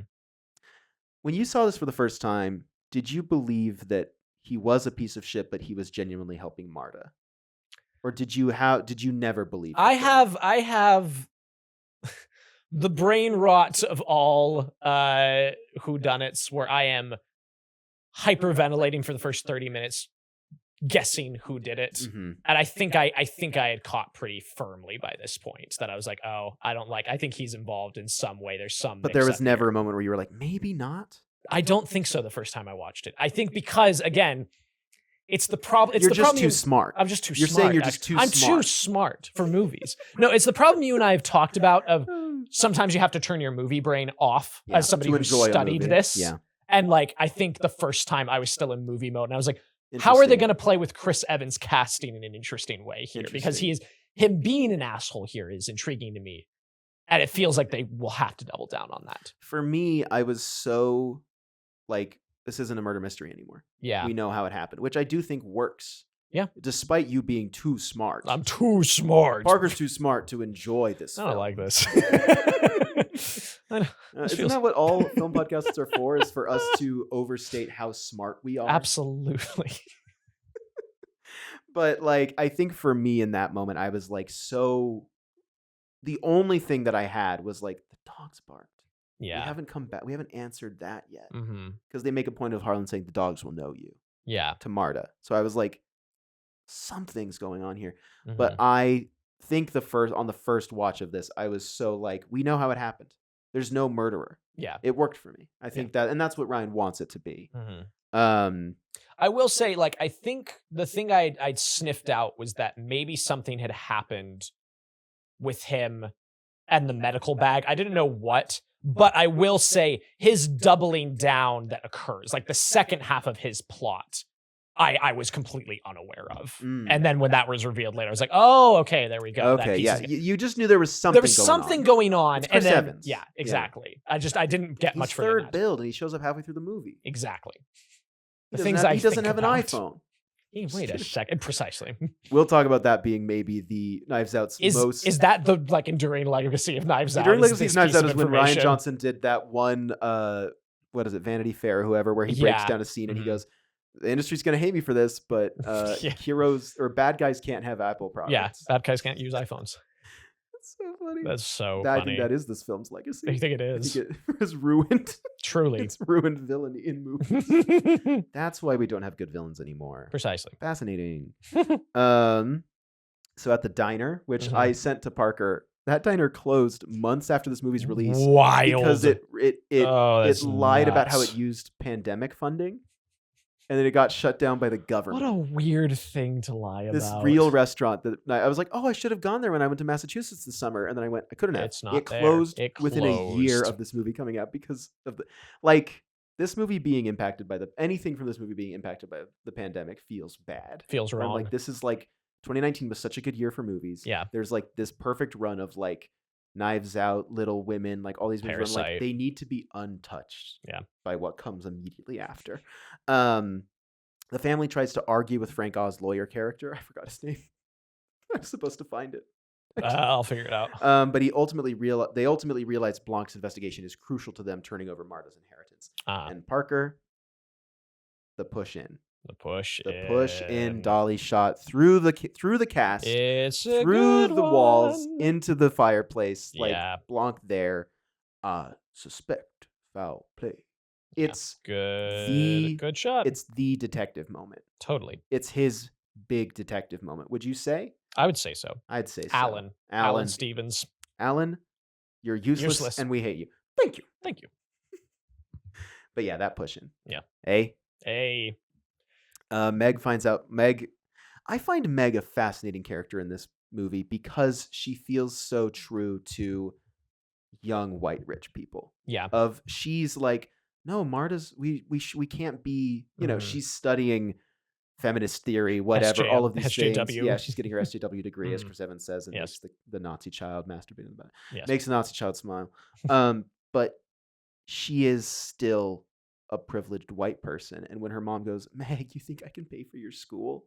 She immediately becomes just like the rest of them. Yeah. With still a bit more emotion, and she apologizes to Marta. But I love the choice of when she calls Marta at the diner, and Marta's like, no, of course I'll help you. She goes, thank you. And then she just hangs up. Yeah. I think that's just a really nice choice for this character of this is not to talk about politics, but this is what we're learning with the most recent election is that no, Gen Z isn't going to save the world. No. We're just as prone to everything else. And I just think that this time Meg's character really stood out to me in that way. Yeah. She is studying all of these things. She is on Marta's side to a point. Right. And I think that's really well done. I agree.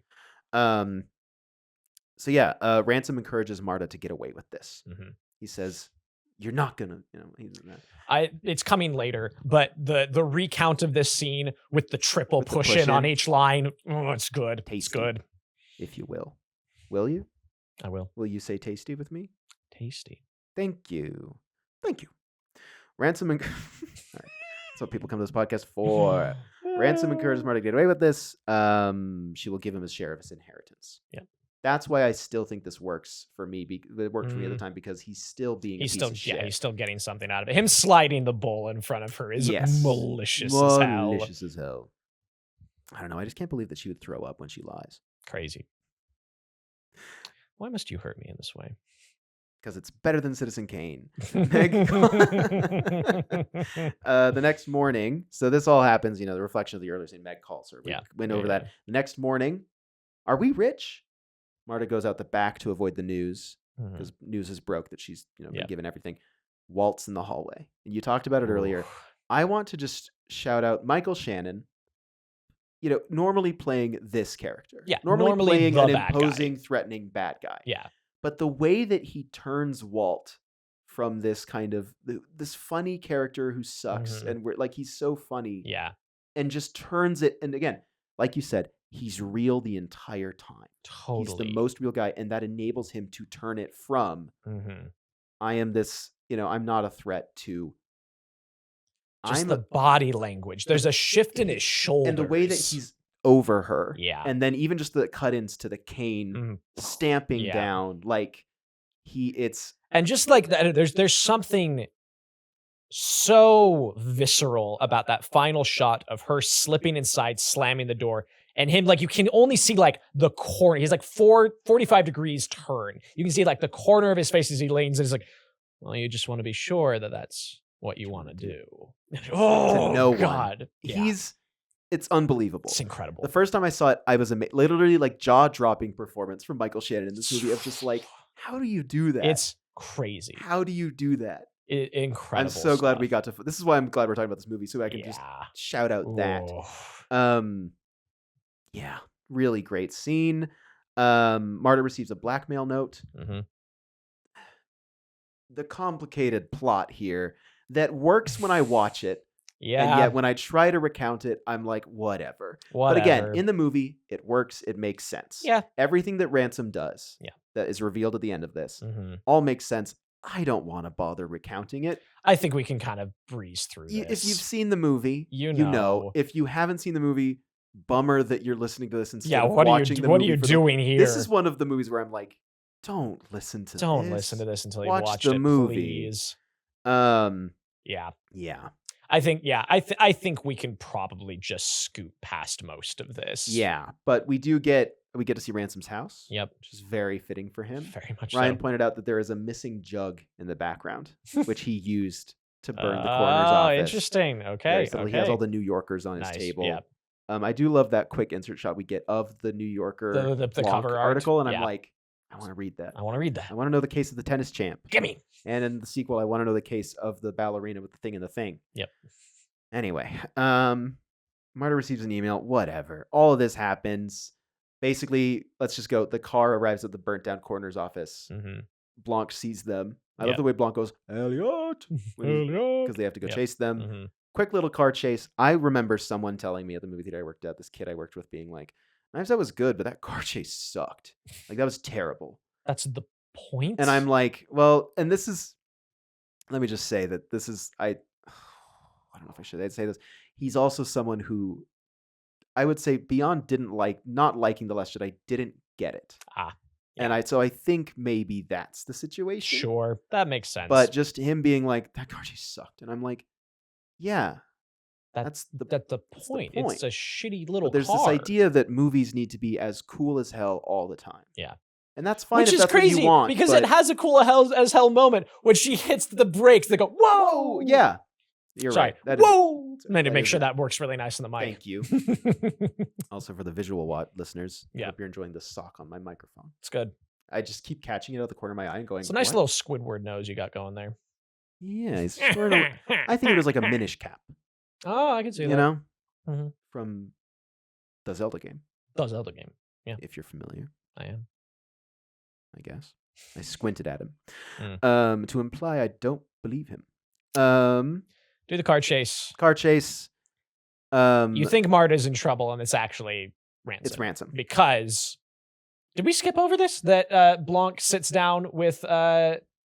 We did skip it because this is a scene that is great. Yeah. And yet this is the scene that every time I go, I feel like we could skip this part. Yeah. And yet it is kind of crucial. It is kind of crucial, and I do enjoy it, but I do think that it falls at such an interesting place. I don't think it messes with the pacing for me. No. But I always get confused on as to where it lands. Totally. Like it just kind of falls. Its lineup feels a little odd, but it has one of like, again, a line delivery that gets me a little choked up. Is just like, I can't remember the exact phrasing he has, but it's something along the lines of like, and I would like to express my deepest condolences if I am the first to tell you. And he says at one point, which I presume I am. Which I presume I am, to console you about the loss of your son.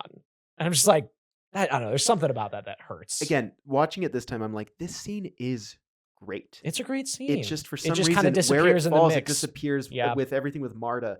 Because Totally. it's the same morning as the Walt threatening scene. Right. And this is when we're really heading into the third act, that it just kind of falls it kind where of falls through it can't really go anywhere else. No. It's a good scene. It's just one of those things where it is where it is. And you kind of forget about it until this moment where he's like, she told us that Ransom came back. And part of me wonders if that is intentional. Yeah. But I think another reason the scene is so kind of not forgettable, but it kind of is. In the mix of everything, it kind of falls to the bottom because we don't actually see her say it. No. But that's crucial so that her one joke, her really good joke in the movie of just laughing. Yeah. Like, we don't hear her talk that much. Mm-hmm. And also, if she said anything, like, it's a reveal. Like, that's what's so hard about it, is that it is. I wonder if it's because at this point, even after you've seen the movie, we are so in the mode of, this is a thriller starring Ana de Armas. Yeah. That cutting back to a true-blooded whodunit investigation questioning scene at this point in the movie doesn't fit with the rest of the movie. Doesn't quite fit. Yeah. And that yet makes it sense. needs to be there. Yeah. Right? Yeah. So again, not necessarily like a doc on the film, but it gets lost in the shuffle. Yeah. Yeah. Unintentional, I think. Unintentionally, yeah. Yeah. So so they get Ransom. Blanc rides with Marta. Yeah. Rian Johnson said in the commentary, he's like, if I could go back and fix one thing in this movie, it's that I'd have her grab an air freshener off the dashboard and put it next to the cup she throws up Yeah. into. He's like, I just think that would have been funny and would have just been really nice touch. Mm-hmm. And I go, I agree. Yep. Because I think Ellie mentioned that. He's like, does he not smell that? Yeah. Yeah. Also, there's like this unspoken Chekhov's gun of it, of like, Mhm. someone's going to take a sip. Somebody's got to take a sip of that. And it never happens. And yet every time I watch the movie, I go, like something about throwing up into a cup. Yeah. I'm Putting like, the lid back on. I'm like, with a straw. Yeah, right? I'm like, yeah. Chekhov's gun. Yep. Yep. But yep. like, it's not that. No. A donut. They start driving. Yep. Mm-hmm. Blanc starts talking through the case. Yeah. A strange case from the start. A case with a hole in the middle. A donut. He sells it. It's really Rian Johnson at one point talks about, he's like, later, the full donut monologue Yeah. he gives, he's like, maybe I should just cut it. And Daniel Craig was like, no. Please. He memorized all of the finale of this, like a stage play. Amazing. And Ryan changed his shots, his shot list, because he was like, well, I just want to show off that Daniel do did the this. theatricality, let it run longer. And it works. Totally. Yeah, so Marta's like, is it okay if I stop really quick? I have to pick something up. Oh, sure. She goes in. Fran is in a chair. The spider is real. Isn't that the craziest thing I've ever said? That's nuts. I found it in the commentary. Real spider. Why? But also, I've thought it was CGI for years. Totally. And it was the thing where I was like, why would you do that? Right. It's a real That's spider. nuts. They had a spider handler, a spider wrangler come in. Okay. It was shot on the day of Halloween. All of this stuff was shot on Halloween. They brought in a spider wrangler. She had multiple spiders to choose from. So they chose this spider specifically. Cool. And he says, I can't remember the actress's name, but he's like, she was very, like, okay, let's get the spider on my face. I would have sworn it was CGI. Well, the reason, like, I think it's not that the spider looks bad. It's that she doesn't react I know. at all. Like, they're not a twitch. No. I'm like, that's crazy. Yeah.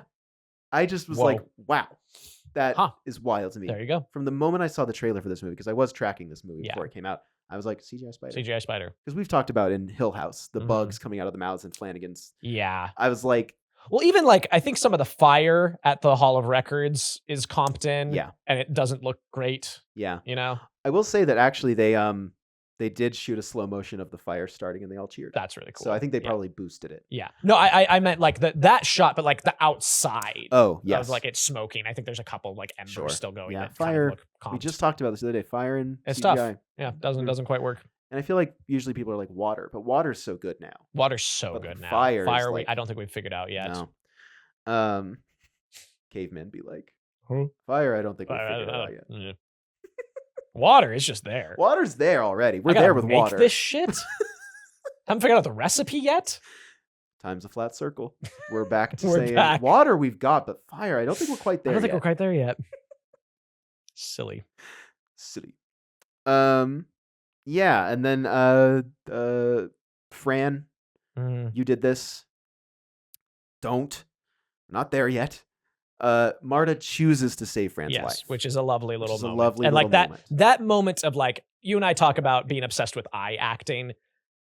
Fucking great eye acting there. Of that moment of, do I let her die? Yeah. Or do I save her? She saves her. She saves her, and it's really good. Cut to Blanc singing. Which Sondheim is it? It's a little night music, maybe. I think. I don't know. Let me see. Yeah, sounds right. It's yeah. I'm losing my mind. Sometimes I stand in the Let's see. middle of the floor. Yeah. Yeah. Let's see. Also fun because no spoilers for Glass Onion, but Blanc is Follies. Excuse me. Yeah. But Blanc losing my mind. is canonically friends with Stephen Sondheim. Yes. So Parker, if I ever write a musical, I hope that you'll listen to it in the car. I plan to. Yes. Everyone write that down. Everyone save that to your phones. We're going to get him if he doesn't. Yep. When I write that musical. The one you've always been talking. The one I've never stopped talking about. Marta confesses to Blanc. Yep. They're at the hospital. Mm-hmm. Marta confesses to Blanc. She's like, and he says, Ransom just told us everything. She goes, wait, did he tell him like everything? Or just and he's like everything.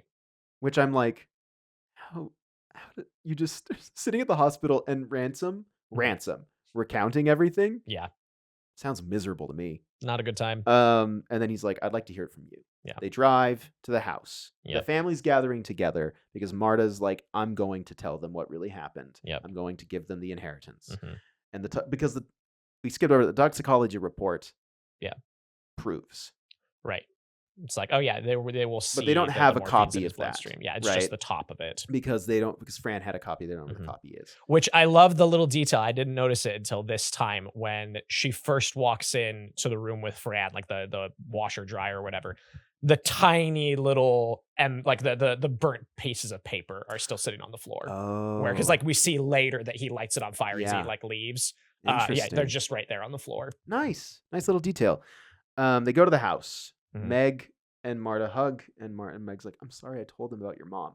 I think that is unforgivable, personally. Truly. I have my opinions. Yeah, but... sorry, Meg. Yeah, sorry, Meg. You're actually terrible. As we spent an hour yesterday talking about post-Wicked. Hey, maybe this doesn't absolve you. Post-Wicked. We're in the post-Wicked world now, everybody. Truly. Who says... Oh, Meg says, I'd really like to raid Fran's stash right about now. And then Marta goes, I know where the copy is. Yeah. They get it. I love the little inserts of the statue. It's Yeah. It's good. Nice. Get the copy report. She says, this will prove everything, and I just handed it to you. Wow, you really are a terrible detective. Well, to be fair, you are a lousy murderer. And that's really sweet. I love the way that their friendship is very Anna de endearing. Armas plays the laugh that she does, and I'm like, you think you're going to jail? Like, and she just has a little laugh She's about just it. like, yeah. Love how this is shot. Marta standing in front of the whole family. Whole family assembled together. And Blanc reading the report in the background. Yeah. And then coming forward. Excuse me. You have not been good to her. Yeah. And I love everything he said. Knives out and beaks bloody. Like, it's also interesting. We talked about physicality earlier. Yeah. Of like, this is the one time, like, Blanc is so good at giving Marta her space throughout the whole thing. Like, it's sometimes like a gentle hand on the back, like leading her. Yeah. But this time, he gets in front of her. Yeah, he gets in front of her and like is actively like pushing and pulling her away. And she's like, what's going on? I was like, just listen. Like, I have to take over right now. Yeah. Which I think is just good physicalization. It is good physicalization. I do want to give a quick shout out to Benoit Blanc, a nice detective. Bucking the trend. Yep. Because detectives are always assholes. It's the Sherlock Holmes thing. Yeah. And just watching this movie again, and then even watching Glass Onion afterward, it means so much that I didn't think it would to have a man, like a detective, just being kind to people. Yeah. You know, again, like you said, the line he says to Mrs. Thrombey is so nice. And just really his gentility with people. Yeah. But then he's also, knives out and beaks blood. Like, he will condemn you. Totally. But he is a good person. And I find that very nice and refreshing. Yeah. It's wild to me that it's like, well, a really subversive take on a detective. Someone who's nice. It's just someone who's nice. Someone who's nice. Love that. Takes her into the library. Love, yes, you did. Yes, he did. Yes, you are. But. It's good. It's good. Really well delivered. What are we doing here, Benny? Keith Stanfield, crushing it. And then just like, a donut's hole in a donut's hole. But upon a closer look, it's not a donut's hole, and our donut isn't a hole at all. It's silly as hell. It's silly, but he's killing it. And he's killing works. It just works, and he trusted that it worked. And Ryan, he convinced Ryan, he's like, just trust that it works. And it does. He starts recounting everything. It's the denouement. Yeah. Having just watched the Murder on the Orient Express from 1974, starring Albert Finney. Yeah. The denouement in that is good. Yeah. It's good. It's it's Agatha Christie. And Albert Finney is good, although I will say, well, we'll get to that.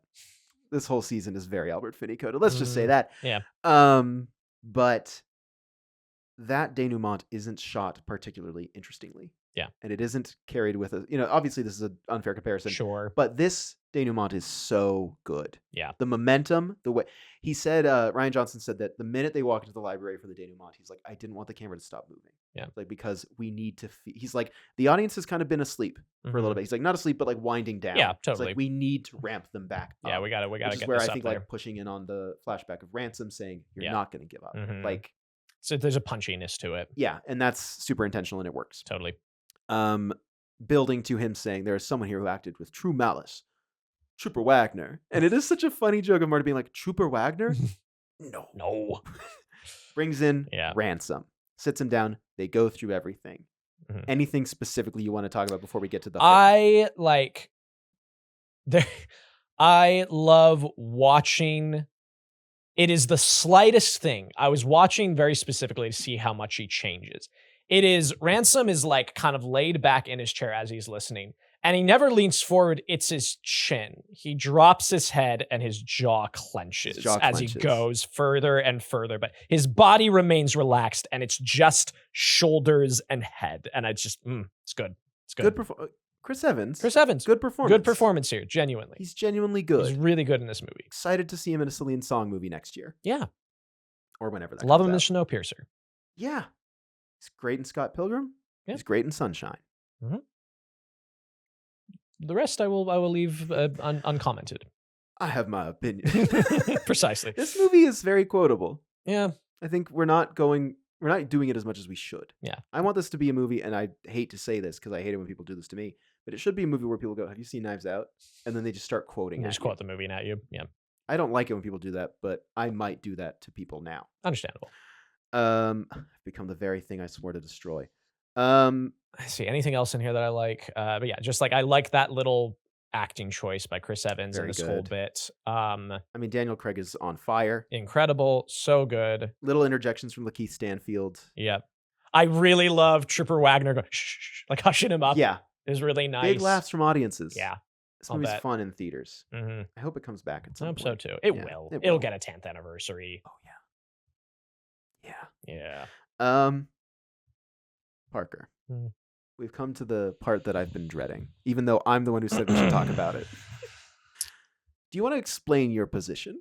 Do you want to present your case to the jury? Yeah, okay. So first and foremost, everybody, I need you to know this is a 5-star movie.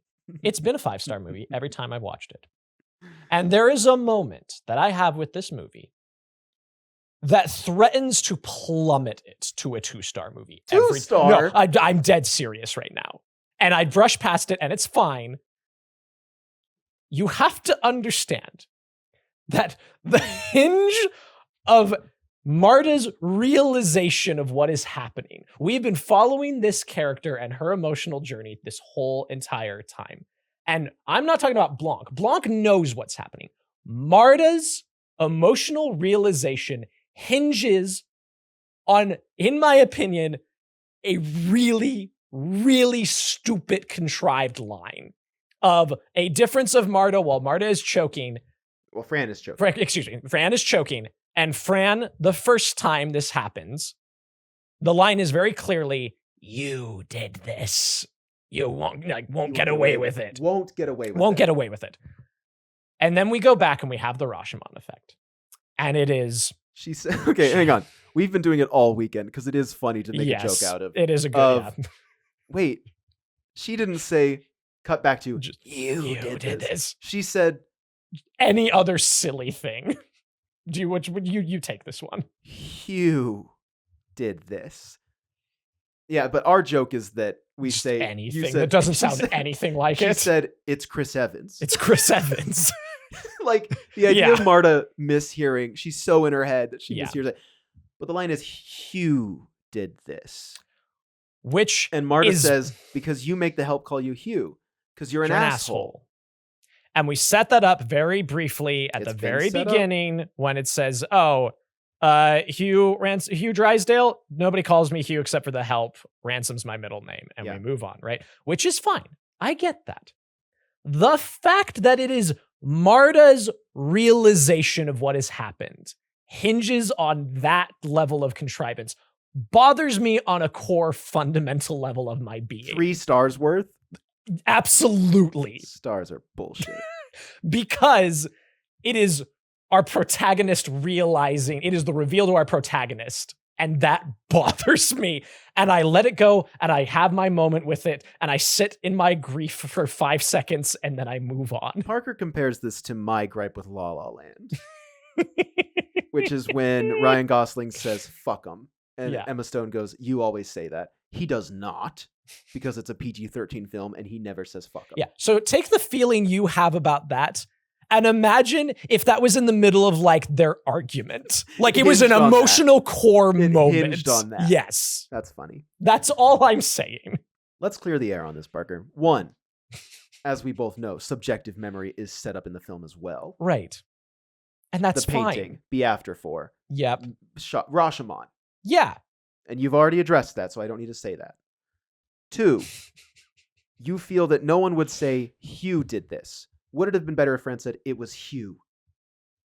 If she said it was you, won't get away with it. It is not about what she says. It is about it is about the fact that Rian Johnson named him Hugh for this bit.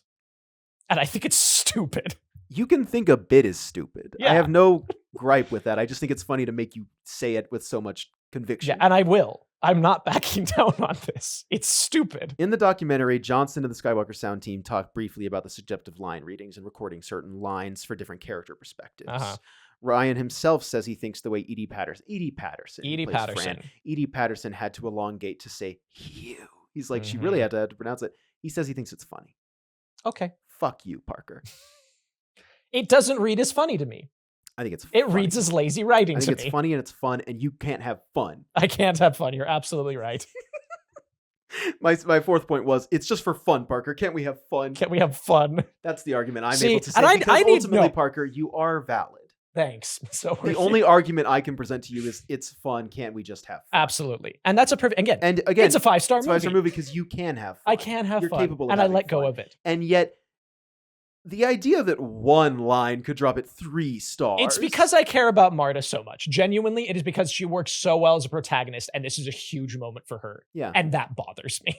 Okay. That's what it is. Sometimes life's unfair, and the Hugh did this happens to you. Yeah, I know. I'm living Sorry, it. I want to clarify. I said you, not Hugh. I'm not talking about someone else. Yeah, thank you for recommending that. But I need everybody to know. I need this on record. I gave Max a chance out. After the last time we recorded, we got off the mic, we pressed stop recording, and I said, hey, before we record next week, I'll just get it out of the air now. I'm just going to do my little rant about Hugh did this. And Max said, oh, you think I'm not going to make you talk about this? Mm-hmm. So I didn't ask for this. I just want you to know, I was willing to let this slide. I was willing to let this be a 5-star movie, and we didn't need to get into it. Let it be noticed, gang, that I've just been having fun with this conversation. You sure? Yeah. I feel the slightest bit of I said you're defensive. valid. Uh-huh. The only thing that's wild to me is 3 stars. It's is a a lot for 3-star one drop line. for me. And I stand by that, mostly because I knew it would piss you off. See, I'm having fun. Delightful.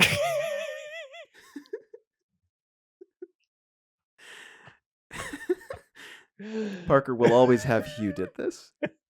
That will run through the veins of our friendship for AFI decades. Top 100 film quotes. Hugh did this. Number 1. Yeah, oh yeah. Oh yeah. I'm going to infiltrate the AFI, become president, Cool. make sure that gets on the list, just to Hugh. screw with you. That sounds about right. That's all. Oh, I'm so glad we've talked about it on the show. It's so funny. It's so funny. It's so funny. It's so funny. And then there's a really heartbreaking moment Surely. where Blanca's put a cover over the labels of the medicine vials. She grabs them, she hands them to him. He's like, how'd you know? And she has like a moment, like it's close up of her hand, and she picks up both of them and then puts one down very quickly. And she doesn't even notice. Yeah. And Blanc reveals to her that Harlan was never in danger. Yeah. She got it right. Because she's like, I accidentally switched them. He's like, not by accident. No. You knew because you've done this 1,000 times before, Yeah. and there's the slightest imperceptible difference in viscosities between the liquids. You've done this so many times. You are good at your job. You are a good nurse. Mm-hmm. And it makes me tear up. Yeah. Because it gets me close for sure. Devastating. Yeah. And he says, yes, if Harlan had listened to you and called the ambulance, he would be with us today. Yeah. Ugh. It's man, what was I thinking about? Oh, I was watching, I promise this is related. Yeah. I was watching an episode of this PBS series about like Shakespeare plays, and they were talking about Much Ado About Nothing. And there's a moment in Much Ado About Nothing where the comic relief cop characters had figured out the the plot that's going on to slander hero. And they try to tell Leonardo about it, but because they're such buffoons, they can't get it out properly. And he's like, I've got a wedding to go to. And they talk about how like Shakespeare loves a scene of if only. There's a moment where everything could have been okay and we pass by it. And I thought about, like, I'm thinking about that a lot with that monologue of just like that moment of saying, if he had listened to you, he would have been here. Like there was a moment here that if just calmer heads had prevailed, none of this tragedy would have had to happen. And like, there is something, it is tragic. Like that is a tragic device and it shows up here and I like it a lot. Yeah, absolutely. Thank you for bringing that up. Yes. Shakespeare. I don't know who that is. Who's that? Billy S. God, I hate Shakespeare. No, I do. I really hate Shakespeare. There, I said it. Musicals. This is my funny moment at the end of this movie is when, they say, and Fran will confirm all of this. Yeah. And then I love the way Chris Evans plays it of, Fran's alive. Mm-hmm. And then Marta gets the call. And Marta goes, yes, doctor. That's great. That's great news. Thank you. What was the other side of that phone call? Doctor being like, what? I think she's in shock. Because Fran's dead. Yeah. But just the idea of on the other end of the call, just being like, what? Just thank you, doctor. That's great news. Yeah, I killed Fran, but I guess I didn't. So, that line, there's something about that line. I mean, it became, went viral. Yeah, it went viral, but just the phrasing of that I line. killed Fran, but I guess I didn't. It's so funny. Which I have. He's really good. My sweater choice today was not the Chris Evans and the diner sweater. It's the sweater at the end. It's not cashmere, but it's the sweater at the end of the movie. Nice. Well done. Thank you. I love this. This movie has setup and payoff like nobody's business. And that is my shit. Grabbing the knife in for a penny. Because Blanc puts those words in his mouth as well. He says, in for a penny, in for a pound. Mm-hmm. And him being like, well, in for a penny. But also, we missed just Chris Evans' whole thing of like, I'm going to say this to you. Just you. No cameras, because you know it's true. Yeah. We let you into our home. And also, ancestral family home, Blanc going, he bothers me.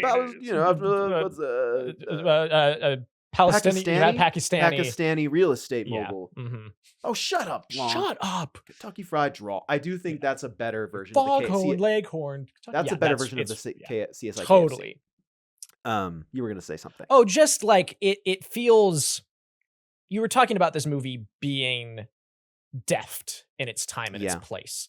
And his monologue feels so pointed without being direct. And this is something I really want to talk about in the criteria section. So let's hold that thought. We're so close. Okay, we'll come back to it. But he grabs the knife, stabs her. I love how they do the dolly zoom. Shot it in slow motion for real. The one thought I had, and I know it's happening very quickly. Like I was watching this time to see exactly how much reaction time. It is one of those things where I'm like, look, he's popping. Grab your gun. It's right there. Like, what are you doing running forward? I think it says a lot about Elliot that he wouldn't shoot him. I think it does. It's just that moment where you're like, oh, no, get it. Pop his ass. Stab this woman. Yeah, that's a good point. The sound design's great. Yeah. It's in the script. The very specific shit gets pulled off. End of the movie. Well, we get Linda going to the note. Love her lighting it because I think it's pretty noticeable early on. You're like, oh, it's invisible ink. Yeah. Like you get it. Yeah, you get it. But I love she puts the baseball back in the thing, finds the note, lights it. I love they're taking Ransom out and Don Johnson immediately with a wad of cash trying to talk to the cops. But he's like, Linda, we got to get the lawyers on the phone. And just the way she plays it. Oh, God. Rian Johnson says she's never looked cooler because she does look cool as hell. Totally. But the way she plays it with the cigarette in the mouth and just like, shock. But also just like crestfallen. It's so it's precise. devastating. It's devastating, even though she sucks. Yeah, she sucks, but you can feel for her as a human being. In the same way that you feel for her when she's crying about her dad earlier. Yeah. You know? They do talk about having when Richard turns, it's in slow motion at one point. Yeah. And there's this thing in the foreground. Do you know what I'm talking about? That fence post in the foreground? Digitally added after the fact. Because the frame rate was slowed a little bit, the dog's paws were replicating. Oh, because I was watching the dogs. I was watching because it stops, it goes slow in the middle of the shot, and then like my film camera brain was like, okay, how are they doing that? They Interesting. placed that in front of it to hide the dog's paws, which I thought was nice. That's clever. That's Also, good. the black eye Mhm. digitally added because they thought of it later. They're like, That's "Oh, this really is a funny. good," and I love It's that. really I've good. pointed it out to people I watched the movie with, and I go, Yeah. "Black eye." She just punched him. We go to Blanc and Marta, Mhm. wrapping it up. Yep. Way Blanc leaves this movie is great. Yeah. It's just like, I want you to know that you won this not by playing Harlan's game, but by playing it your way. Yeah.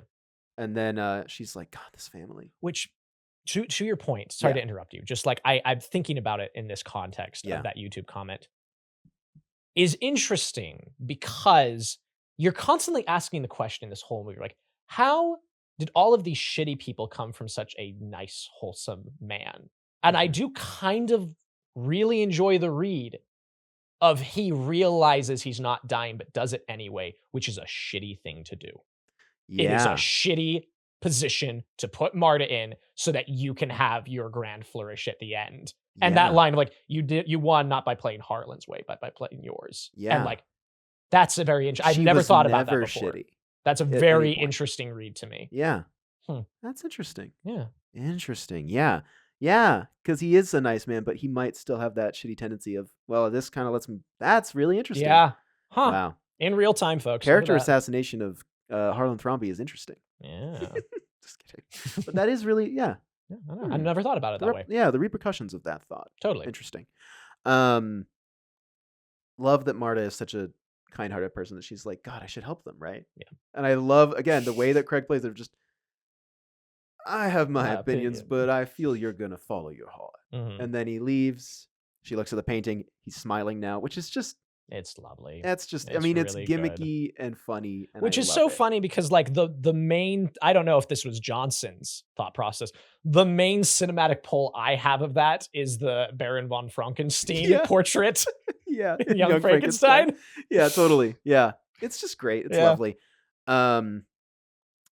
She walks out, Mhm. looks down at the family. Great They all final turn shot. to look up. Moves the finger. My It's- house. Yeah. Mhm. It's interesting. He points out that when we get the wider She's shot with holding the- all three. She's holding. Yeah. Well, she's holding all three, but also they adjusted her hand digitally because initially Did they? it spoiled the my house in the wide, Oh, and so interesting. they moved her hand a Yeah, little bit shifted to it. shift it, and then we get the my house right at the Yeah. end, last shot of the movie. Good.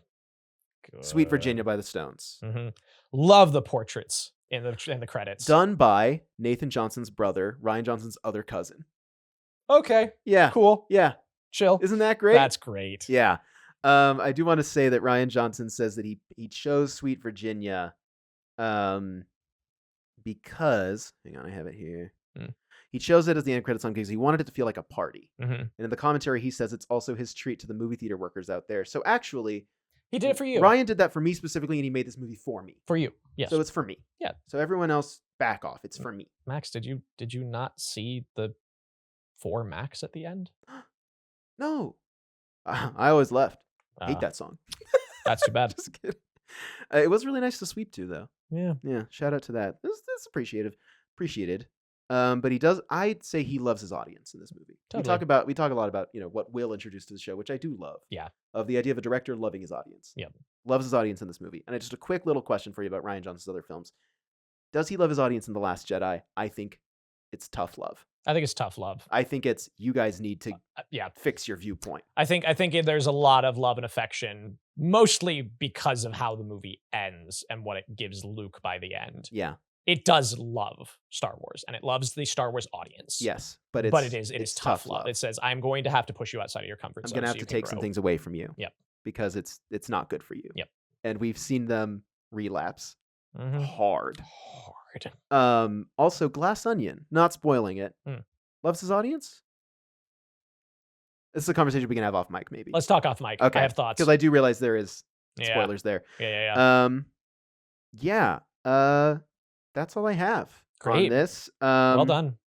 Thank you. Criteria, right? Or do you have any last things? No, I think we've covered it. Let's do Great. criteria. All right, criteria. So historical and technical relevance. This is the biggest point I have for it. Yedlin's complicated technique of recreating Thank the you. look of Thank film you. in Yes. digital photography. Very interesting. Feels very similar to Nope. Yeah. In that Nope kind of revolutionized this one technique. But just kind of quick basics. Mhm. Using color science and gate weave, Steve Yedlin recreated the look of film in digital photography. And I'm very curious to talk to you about this because I know that you're like, I can always tell. Yeah. And I know that you're a big film guy. Mhm. Here's something that I do want to say is that another thing that gives this film a very unique look Mhm. is that it looks like it's shot on film, but it was shot digital, which means that they didn't need additional light. Yeah. They could just let like natural light it, Makes a difference. which is something that has not been seen before this movie. No. Of like natural light in a film that looks like it was shot on film. Yeah. Because natural light is really hard to work with, and you need usually a lot more light. Totally. Right. This kind of compromise here came out of a long-standing debate between Johnson and Yedlin, who have been working together and shooting movies together since they were kids, Mhm. which is really sweet. Yeah. Primarily, Johnson loves to shoot on film and Yedlin loves digital. And this is Steve Yedlin's argument that Rian can't really argue with. And I thought this was really interesting. Steve Yedlin says, "The instant you say the thing I'm shooting on defines the look, not my creative choices, you're turning yourself from an artist into a consumer." He says, "You're talking about a brand, not how you want it to look." Interesting. So this was him being like, it doesn't matter if we shoot it on digital, we can still make it You look make the way it we look want it that to way. because we are artists. Yeah. It's more about what we want it to look like, not what we're shooting on. I just thought that was really interesting. I like that approach. Yeah. That makes a lot of sense to me. What do you have to say about this? Just I think it is revolutionary in a huge way, and also like to your point of like as somebody who kind of obsesses over this stuff and like it has a pretty good eye for it. I've always known this is digital. It looks incredible. It looks it's such good digital. But I do know his name is slipping my mind, but I remember seeing some interview where the DP of the Holdovers called up Steven Yedlin when he was doing the Holdovers to talk to him about I was this. curious. So the Holdovers, was that shot digitally? It is. And that fooled me. That genuinely fooled me completely. So that's kind of like a it's kind of the it's kind of perfecting of this. Exactly. Yeah. It takes the base work done here and perfects it completely. Yeah. Yeah. But it starts here. It starts here. Interesting. 100%. Okay, Yeah. I didn't know. I was gonna ask. I thought of the Yeah. Holdovers, and I was like, Yeah, I think they just it's shot that on digital. film.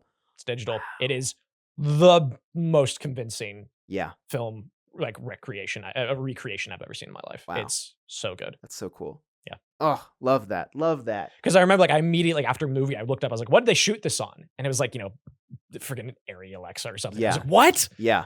Yeah, lost my mind. Okay, I was so curious if this did have that impact yet. If Mhm. we've seen Yeah, the results it is. of this. It We have. absolutely has. Love the Holdovers. Can't wait to rewatch that. Mm-hmm.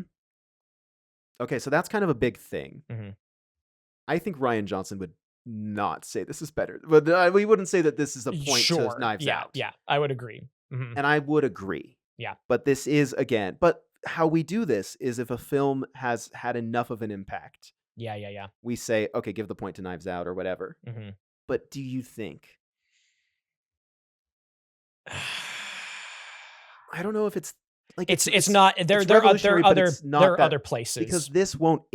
This also won't impact the entire industry. It won't No, change the I industry. don't think it is will. for the nerds.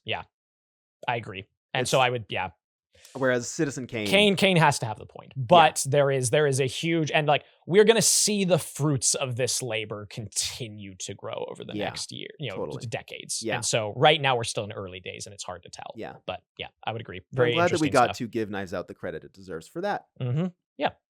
I also feel its inclusion. This is just an interesting historical note. I think its inclusion of Trump discussion, and Mhm. also we put a pin in this. Yeah. Deft approach to commentary on America. Mhm. I think that this movie works as a really incisive criticism of America. Totally. In that Chris Evans saying, "We invited you into our home, our Mhm. ancestral family home," Yeah. and Blanc saying, "Harlan bought this place from a Pakistani real estate mogul in the '80s," Mhm. is basically saying, "You don't own You don't know this your land. own history. You don't know your own history, and And you don't own this land." Exactly. It feels like such a, because there's so many, these Americans who are like, "You can't come in here. This is our land. Yeah. This is our home." Yep. You took it. You took it. You took it. And I just think that's a really interesting little metaphor to kind of put on this. I agree. Don't know if that's intentional, but it is. It is. But it is. But I do think, again, not a point to Knives Out, but I do think that it falls in a really interesting place, especially I feel that it is kind of marked as one of a handful of historically relevant Trump era films. Yeah. First Trump administration, Knives Out, I think is something that I would put in like a what's Like the a word? textbook, Or, like yeah, a or like chapter. what do you create for your classes? Oh, A curriculum. curriculum. This is like first Trump administration cinema Yeah. curriculum movie. Yeah, Because it's playing off of things that are directly being created by that administration, totally. right? Yeah. Sorry, I was about to be like, and like yesterday, we were talking about musicals and illustrations. You weren't, the audience wasn't You there. guys weren't there. No, well, We do actually talk off mic, believe it or not. it sounds very similar to this. Yeah. The movie has been read as a work that investigates class warfare, wealth inequality, immigration, and race in contemporary American society. And I do think that this movie is so fun and so well done that people can just watch it and have a nice time. Yeah. There's a reason that a lot of conservative people in my hometown in rural Utah could watch this movie and go, that's a great movie. Yeah. Because it's not preaching. No. And I think there is a case to be made for a movie that is overt in its messaging. Sure. To make change. But also it's really great to have a movie that is so deft in its criticism that it can go undetected in that way. There's some adage proverb saying something that I'm going to mess up the exact phrasing of, but the basic idea is, you know, you will reach more people with like a temperate volume than a screen. Yeah. Is kind of the idea. And it's like Yeah. people who are normally very, very, very opposed to some of the ideas this movie is presenting are going to be going multiple times if the message is presented at a moderate volume. Yeah. You know? Yeah. And that can create change. Absolutely. I know it's hard to say that in the wake of everything that's happened this month. Yeah, but it can. But it can. I think that is something that art can do and needs to do. And I think that there is this weird push for that Hollywood is doing of like, well, to be important, to give a message, it needs to be loud. It needs to be loud. And I understand. There's a time and place and for I understand that instinct. Totally. I would almost argue that film is at its most effective when it isn't as loud as possible. Yeah. I think you save that volume level for work outside of the cinema. Yeah. That is protesting. Mm-hmm. And now another 2-hour discussion now, on the merits are. of politics and protest. Now, okay. How well is this movie doing what it's trying to do? Flawlessly. I have nothing else to add to this point. Like, It's a perfect genuinely, movie. it's a perfect movie. It's teetering on the edge of 2 stars, but it is a perfect movie, according to Parker. No, and I agree with you. This is a 5-star movie. It's a perfect movie. Yes. So we don't need to go over this, but the idea was always to have a great cast in the style of the 70s Chrissy adaptations. Yeah. Meets that. Succeeds. Perfect cast. Fully. Johnson wanted everything about the house to feel classic murder mystery. I talked about Check. that. Check. I think that the genre bending works really well. It's really well done. I think that the twist on this, the form of it, the craft of it, just it's written perfectly. Yeah, I would agree. It's like kind of a perfect screenplay. I mean, you would teach it. Mm-hmm. Yeah. There's that. Okay. You connect with this movie. Very much so. And so do I. I watch this once a year. Probably my favorite movie. Yeah. I would say it's like a tie with Kiki's Delivery Service. Yeah, I know this is a big one for you. It is. This rewrote my brain. It hovers around my top 10 quite often. Yeah. You know, I don't know why it hasn't cracked it fully. But I think there's other things that Hugh fit. did this. But Hugh did this. Oh, actually. Hugh did that. Yeah. Yeah. But yeah, it's a great movie. Yeah. Perfect movie. Okay. Criteria says better than Citizen Kane. Take a step back. I was thinking about this and I don't know. Because I just need to respect my opinions. Yeah, you do. It is. Good. But asterisk. That's my subjective opinion. Yes, of course. Maybe objectively I would say it's not. But I need to respect what you do so well, which is when you really love a movie, you go, it is better. Because I like it. I full-chested Puss in Boots: The Last Wish, and I stand by that. You full-chested Klaus. You full-chest all of these movies. Mm-hmm. And that's beautiful to me. Thank you. Even if I often panic sweat about what we've said is better. Look, I think the thing is that, and I mean this in a genuine admiration.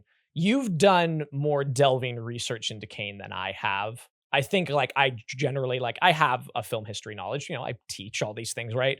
But you know, you very recently were neck deep in a book all about the making of Citizen Kane. So I'm sure that has a large influence on. It's I read this really great book, and every historian for forever has been telling me this is such a great movie, and it is a great movie. It is, and it also is one of the greatest films of all time. Truly, all we're doing is creating a list of the greatest films of all time. It is. I think we said this on the first episode, which is the ethos of the show is it's been 80 years. I can't believe something else must have been. And I better. was at a party, and someone said your podcast sounds really interesting, and I went, we don't have to talk about my podcast at a party. But then like I laid out the criteria, Yeah. and she was like, "No, that's a really good way of looking at it." And she was like, "Because like in 80 years," and I was like, "In 80 years, In 80 surely years, something has come along." And yeah, I just have to give us more credit. I love that it seems like it's every few episodes I give up. One of us has a panic. Yeah, more so me. I think it happened. Yeah, I've had them for sure. Yeah, but yeah, every few episodes I go, "What are we doing? What are we And then doing?" Parker And I goes, have to be like, "Remember, this is Max, for Max, fun." it's okay. So yeah, I'm gonna say it is. Yeah, Knives Out is better than Citizen Kane. There we go. We have it there, folks. Congratulations. I said with a grimace. Parker, we don't have a movie for next week, but we do have. We have a tease. We have a tease. Tell the audience what's happening.